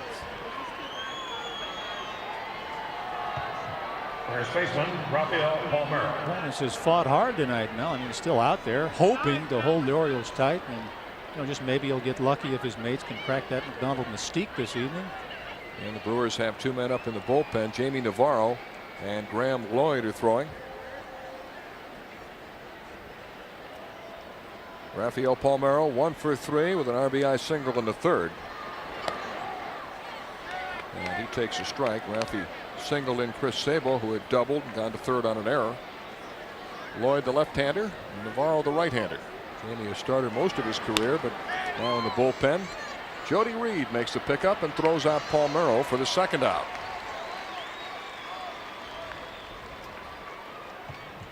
Shortstop, Cal Ripken.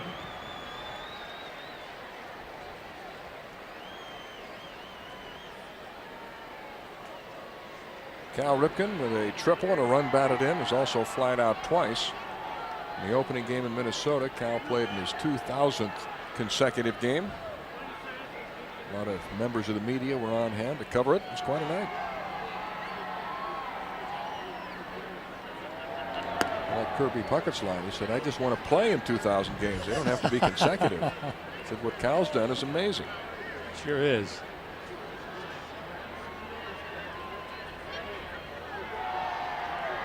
And the media scrutiny is likely to become much more intense.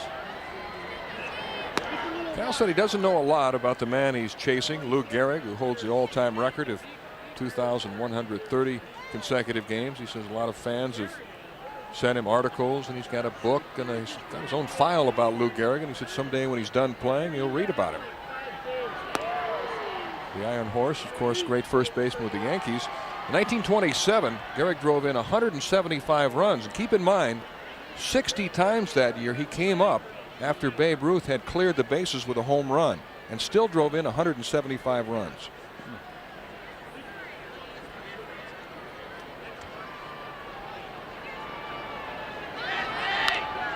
Line foul. And if there is no strike, maybe no rainouts or anything between now and next year, he'll break that record at home against the Yankees. Wouldn't that be something? He would have played his 2,000th consecutive game at home, but the Orioles lost those 2 games in Seattle because of the ceiling tile problem, and so number 2,000 was played in Minnesota. The Orioles honored him the night before when he played in his 1,999th straight game. Well, the Twins fans were very gracious. They were on their feet for at least a minute or so. Gave him a standing ovation, and rightly deservedly so.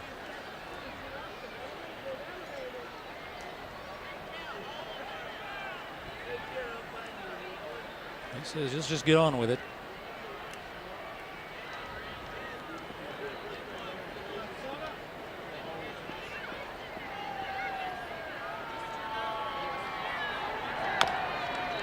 Top back toward the pitcher. Ricky Bonas fields it and throws him out. The Orioles go in order in the 8th. We head to the bottom of the 8th with Ben McDonald working on a one-hit shutout, and the Orioles ahead 4-0.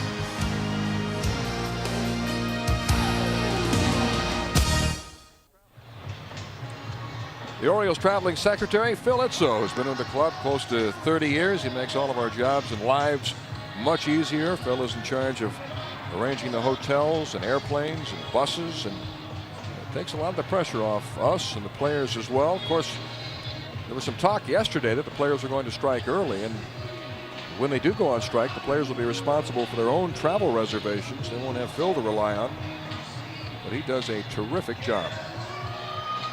Well, I had my reservations for West Yellowstone and had my flyer reel packed, but it didn't come off. Players were upset because the owners didn't make a $7.8 million contribution to the pension fund, but they decided to hold tight to the original strike date of August the 12th. Ben McDonald ready to go in the 8th, working on a one-hit shutout. The only hit, a single by Dave Nilsson in the 4th inning. The Brewers will send up the 8, 9, and leadoff batters, Jeff Cirillo, Jose Valentin, and Jody Reed. McDonald has barbecued, nay, basted the Brewers beautifully tonight. Thrown fastballs by them, mesmerized them with those curveballs, and broken out that slider just lately. Cirillo has grounded to third twice tonight.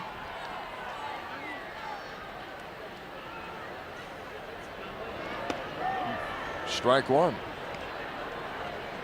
Talking earlier about Jeff sleeping with his bat. So what effect do you think that has? And he said, well, it keeps the bats warm. Yeah, undoubtedly.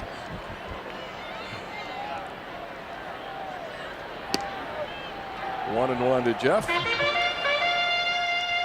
That's about the strangest superstition I've heard of. Jim Poole and Mark Eichhorn are throwing in the Oriole bullpen.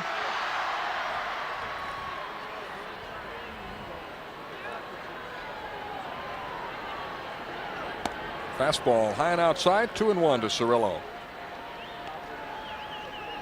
He's been swinging the bat pretty well, hitting .293 in his last 20 games. Recently had a 12-game hitting streak. Also hit the ball well with New Orleans this year. In 61 games there, he hit .309 with 10 home runs.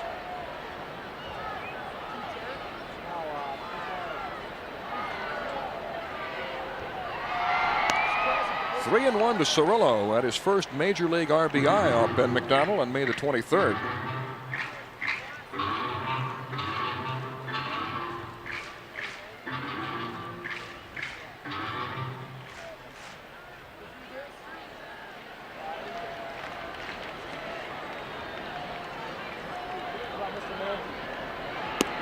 Three and two. If you're competing with anyone at any one position, and Jeff's playing third base, which is a power position, you're more likely going to grab a hold of that particular position if you can hit. Not so much play the defense, although that certainly goes with it. And Cirillo draws a leadoff walk. It's the third walk given up by Ben tonight. They need that kind of gratuity to get something on the board.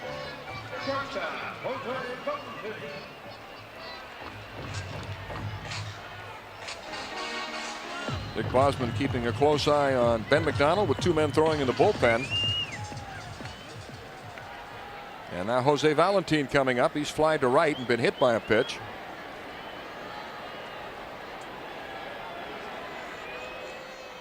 And Boz is going to head out to see what Ben has left.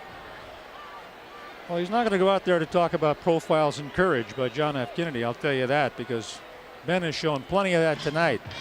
Just lending a few words of wisdom to the situation, I'm sure. This is what Bozzy does best. He pitched a long time in the big leagues. A very shrewd competitor out there. A lot of mileage out of that right arm of his. Even the Packer fans are here tonight.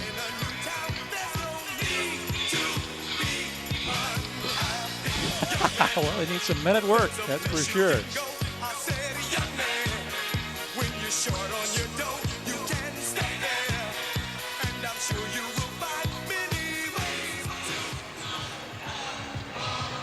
Bosman is originally from the state of Wisconsin. His parents still live outside Milwaukee, and he spent the day with his family. Hey, he told me he shot a 79 today, Mel, at Kenosha. Probably got that down to about a 6-7 handicap now.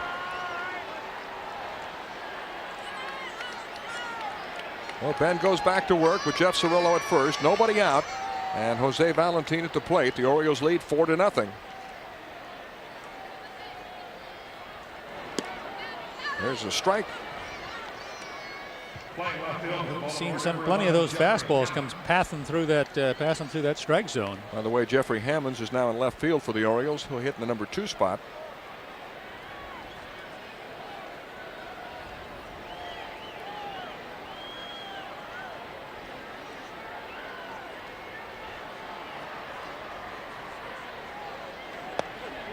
Inside and low, 1-1 with Hammonds going into left. Chris Sabo comes out of the game, but he was certainly productive tonight. He scored twice, was on base twice, had 1 hit. That'd be the last time Hammond says, I need a day off. Not likely to get Wally pipped because he's still such a young player.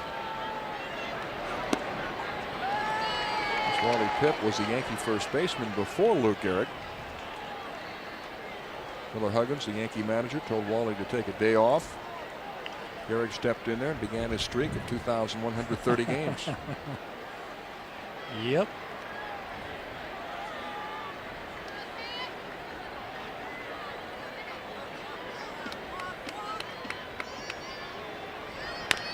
Big bouncer on the right side. McLemore is up with it over to Rafael Palmeiro for the out. And Jeff Cirillo moves to second. Hold the pep rally because that thing wasn't going to bounce through.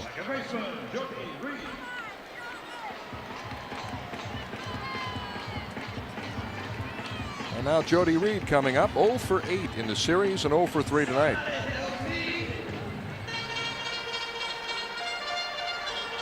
Ben has dangled a few carrots out there to Jody tonight. He's just not been able to put them into play fairly for any hits.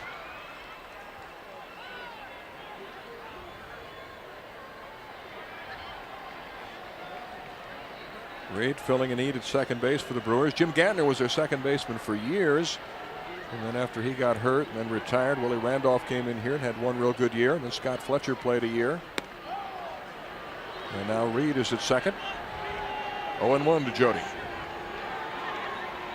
He didn't play much this spring for the Brewers. He only had 4 plate appearances. He had a shoulder problem, tendonitis in his right shoulder. He got off to a good start. He hit .290 in April. He's been pretty consistent this year.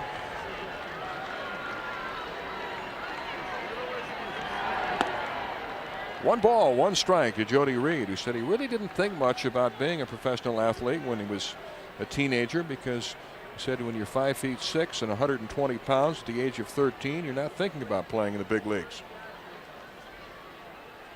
He's only 5'9" now.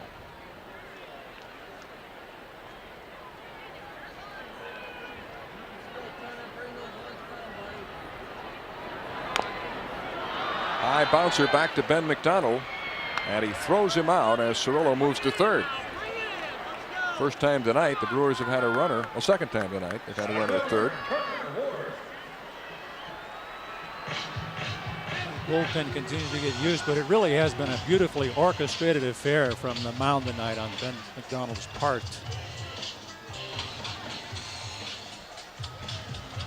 And now Ben will face Turner Ward with 2 outs and a runner at third. The Orioles lead 4-0, bottom of the 8th.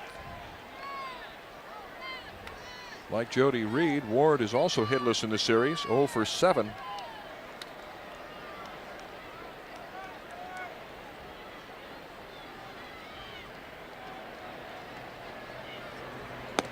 Ball 1.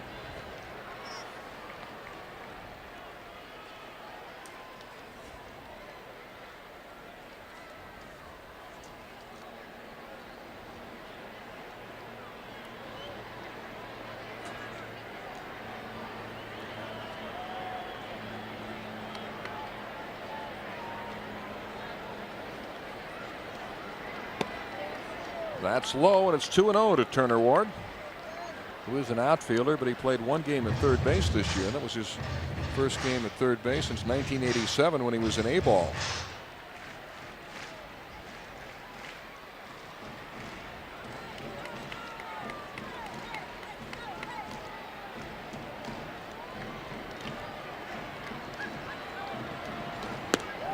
On the outside corner for a strike, 2-1. Oh, and I see now he's got Ward ticked off here. He's not exactly bubbling over with joy at that pitch.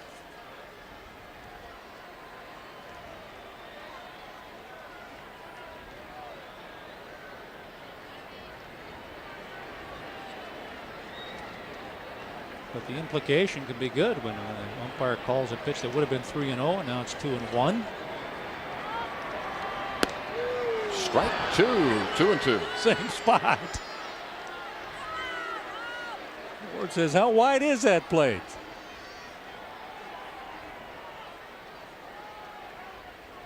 It's not a small dish tonight.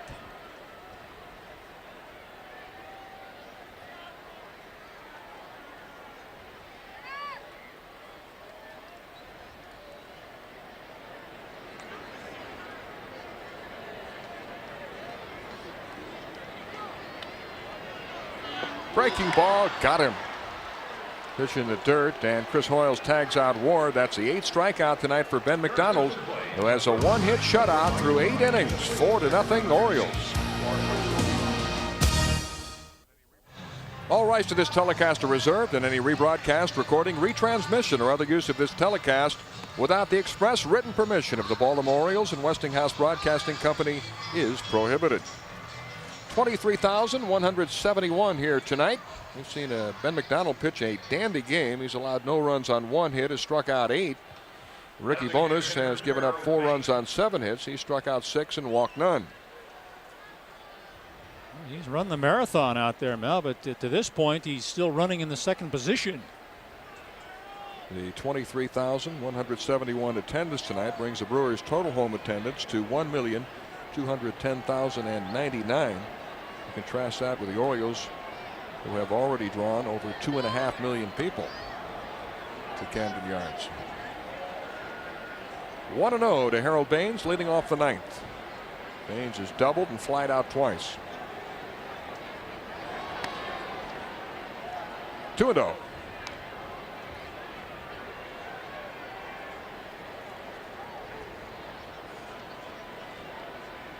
If you want to increase revenues, one way you can do it is build a new stadium. 2 balls, 1 strike to Harold. Just have to have the funding for it. But they figure somewhere between 65 and 70% increase in revenues. The new ballpark. 2-2 to Baines. But Selig says, I'd sure like a retractable dome. There's the uke, and somebody's in his seat tonight.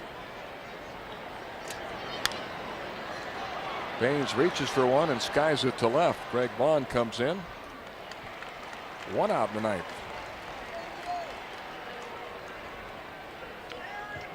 Uecker from not really a very good major league catcher, at least according to him, but he's made a living off telling stories about how bad he was as a player. One of the stars of Major League and Major League Two, and the Brewers' voice for many years. He and Pat Hughes called the games on radio here. That was not Pat to his right, however. No, it wasn't. Ball 1 to Leo Gomez, who struck out twice, singled and scored. He was aboard on Chris Hoiles' home run in the 4th.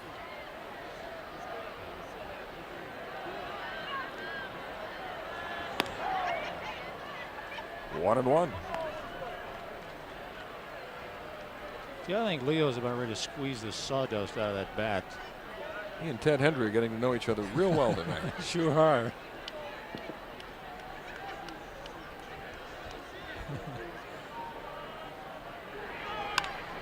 Breaking ball hit in the air to deep right center field. Turner Ward on the run and makes a catch on the warning track. Nice play. He got an excellent jump on that ball. Well, that's what it takes when you play center field. His eyes, they do not leave that baseball for even a split second. If you can run to the spot, you can catch it. Chris Hoyle's coming up for the 4th time. He provided some insurance with a 2-run homer in the 4th that put the Orioles up 4-0. Ricky Bones threw him an off-speed pitch and left it up in the strike zone. He drilled it over the left field fence. Yeah, an insurance run, Mel, would be what the Orioles need right now to put them out of grand slam reach. Fastball for a strike.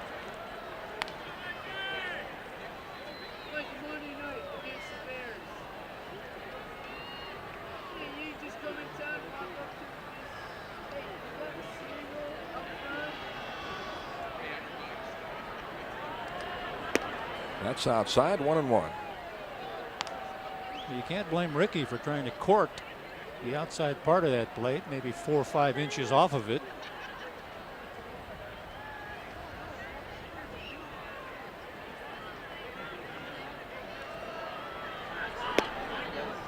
Low, ball 2, 2-1. 2 outs, nobody out in the 9th. The Orioles lead 4-0. Jamie Navarro up in the bullpen watching the action.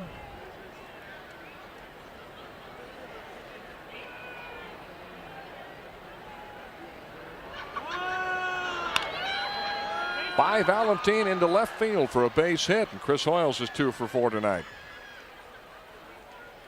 Well, Bones has thrown a community of pitches out there on the outside, and Hoyle says, hey, why don't they just go out there and get one of those? It's Don Rowe, the pitching coach for the Brewers.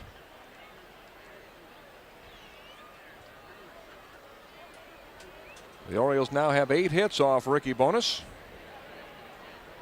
Mark McLemore would like to get one. He's 0 for 3 tonight and 0 for 6 in the series.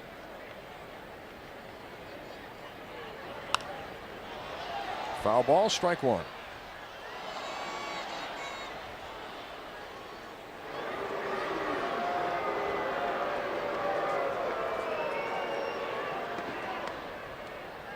Well, you got the forces mustered in that Brewer bullpen.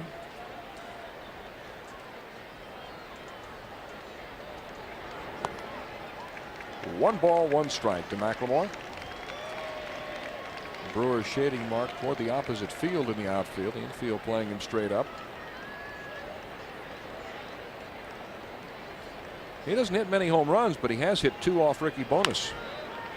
Grounded to second baseman Jody Reed. The flip to Valentine for the force on Chris Hoyles, and that does it for the Orioles in the 9th. It's on to the bottom of the 9th with Kevin SEITZER, Dave Nilsson, and Greg Vaughn coming up to face Ben McDonald, who's working on a 1-hit shutout.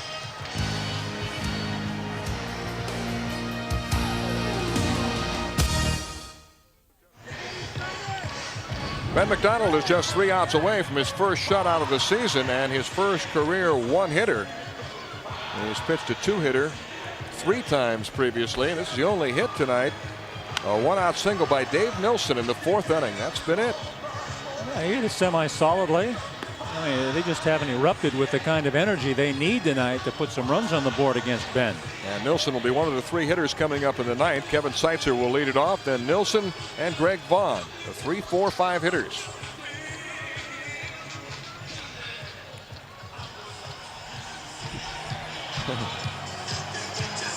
Yes, indeed. At the heart of it all out there in the stands.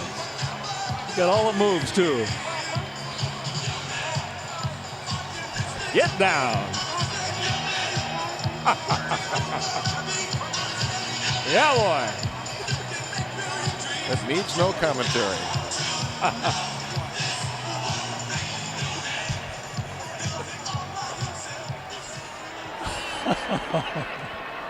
Good for him. Here's Kevin SEITZER, who's grounded a short, fly to right, and struck out, leading off the 9th inning. Strike 1. Ben McDonald trying to notch the Orioles' 3rd shutout on this road trip.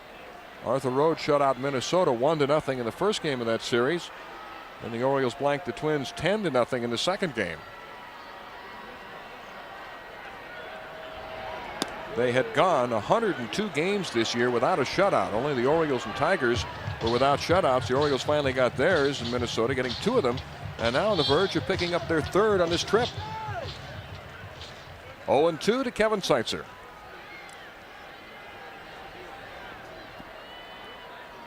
Strike 3, and Ben makes short work of SEITZER. Well, it's Alka-Seltzer time for the Brewers because it doesn't look like Ben's going to slow up at all. And a very, very pleasing, very slight smile on Dick Bosman's face right there. He says, if Bonus can do it, I'll try it. And that's the 9th strikeout tonight for Ben McDonald, a season high in strikeouts. His career high in strikeouts is 10, so he's within 1 of that. And Dave Nilsson, who has the only Brewer hit, comes up with 1 out in the 9th.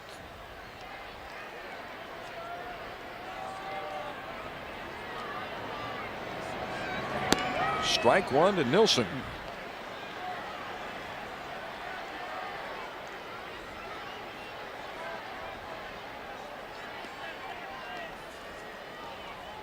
Ben McDonald with perfect balance and rhythm and delivery on the mound tonight.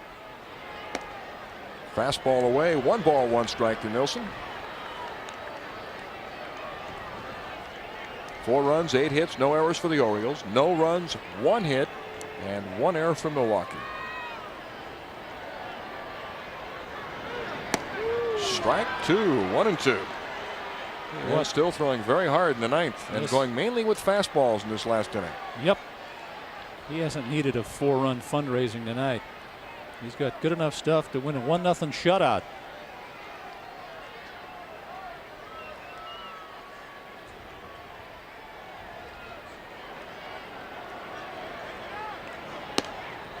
Two and 2 to Nilsson. These hitters have a lot of difficulty zoning in on anything because he's moved the ball laterally across the plate tonight. In and out and in, up and down even.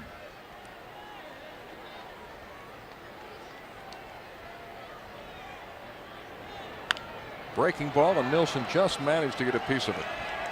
Bounce to Tim Foley, the first base coach. Ben has allowed no runs on 1 hit, walked 3, struck out 9, and has hit 1 batter.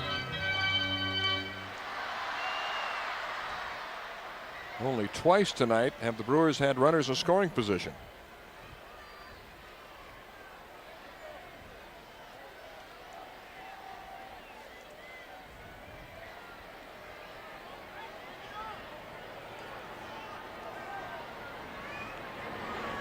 Fastball is high, 3-2 to Nilsson.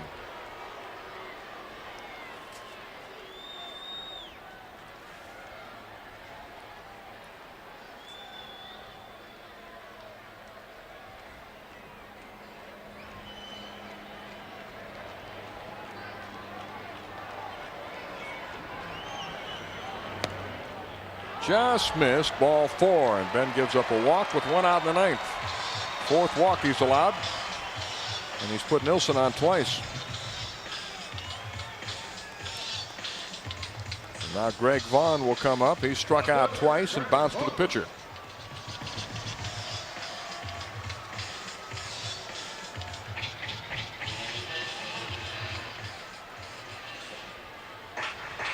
Dick Bosman is on the phone to the bullpen. Just in case Ben should run out of gas tonight. Yeah, just checking out there to see if people are ready. You can see right there. Cooley says, yeah, I'm ready. He's been up for a couple of innings. But the order is not in. Rafael Palmeiro will play behind the runner at first base.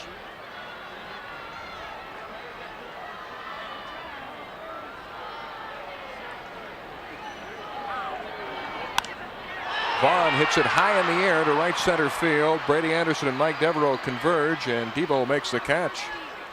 2 down in the 9th, and Ben is 1 out away from a 1-hit shutout.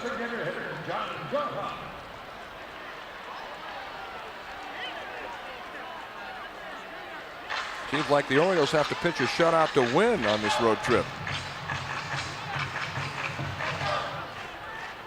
First 2 wins in Minnesota were shutouts. They lost the 3rd game, lost last night 5-3, and they're ahead tonight 4-0. John JAHA's grounded out twice and struck out.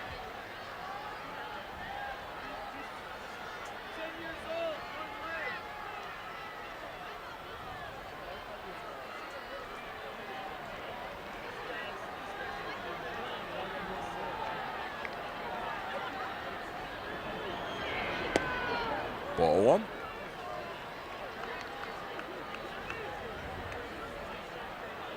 Ben threw mostly fastballs and curves in the early innings. About the sixth, began to mix in his slider. And here in the ninth is throwing mostly fastballs. That's the one pitch that's been thrown over the plate that's not been called tonight.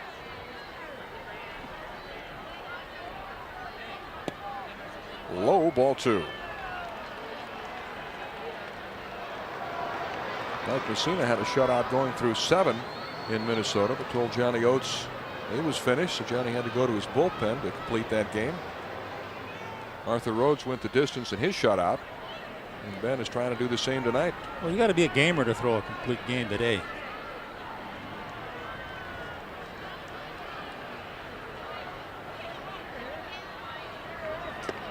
Called strike, 2-1. Pitcher's attitude towards complete games seems to have changed too. It's no longer that attitude that it's my ball and I've gotten us this far and I want to finish it. Now the attitude seems to be among some pitchers, well, I've given you my best 6 or 7 innings. Go ahead and give it to the bullpen. Good stats, good game, good effort. Not will I finish it or can I finish it? A drive to center field right at Mike Devereaux. That's the ball game, and a brilliant performance by Ben McDonald. A 1-hit shutout. His first shutout of the season, his 6th career shutout, and the first 1-hitter of his major league career as he improves his record to 13-7. He allowed no runs on 1 hit, walked 4, struck out a season high 9, and hit 1 batter. The totals tonight for the Orioles: 4 runs, 8 hits, no errors, and 5 left. For the Brewers, no runs, 1 hit, 1 error, and 5 men left on base. Ben McDonald goes all the way. He's now 13-7. Ricky Bonas takes a loss. He's now 10-8. The Orioles' 3rd shutout, all coming on this road trip as they blank the Brewers tonight 4-0.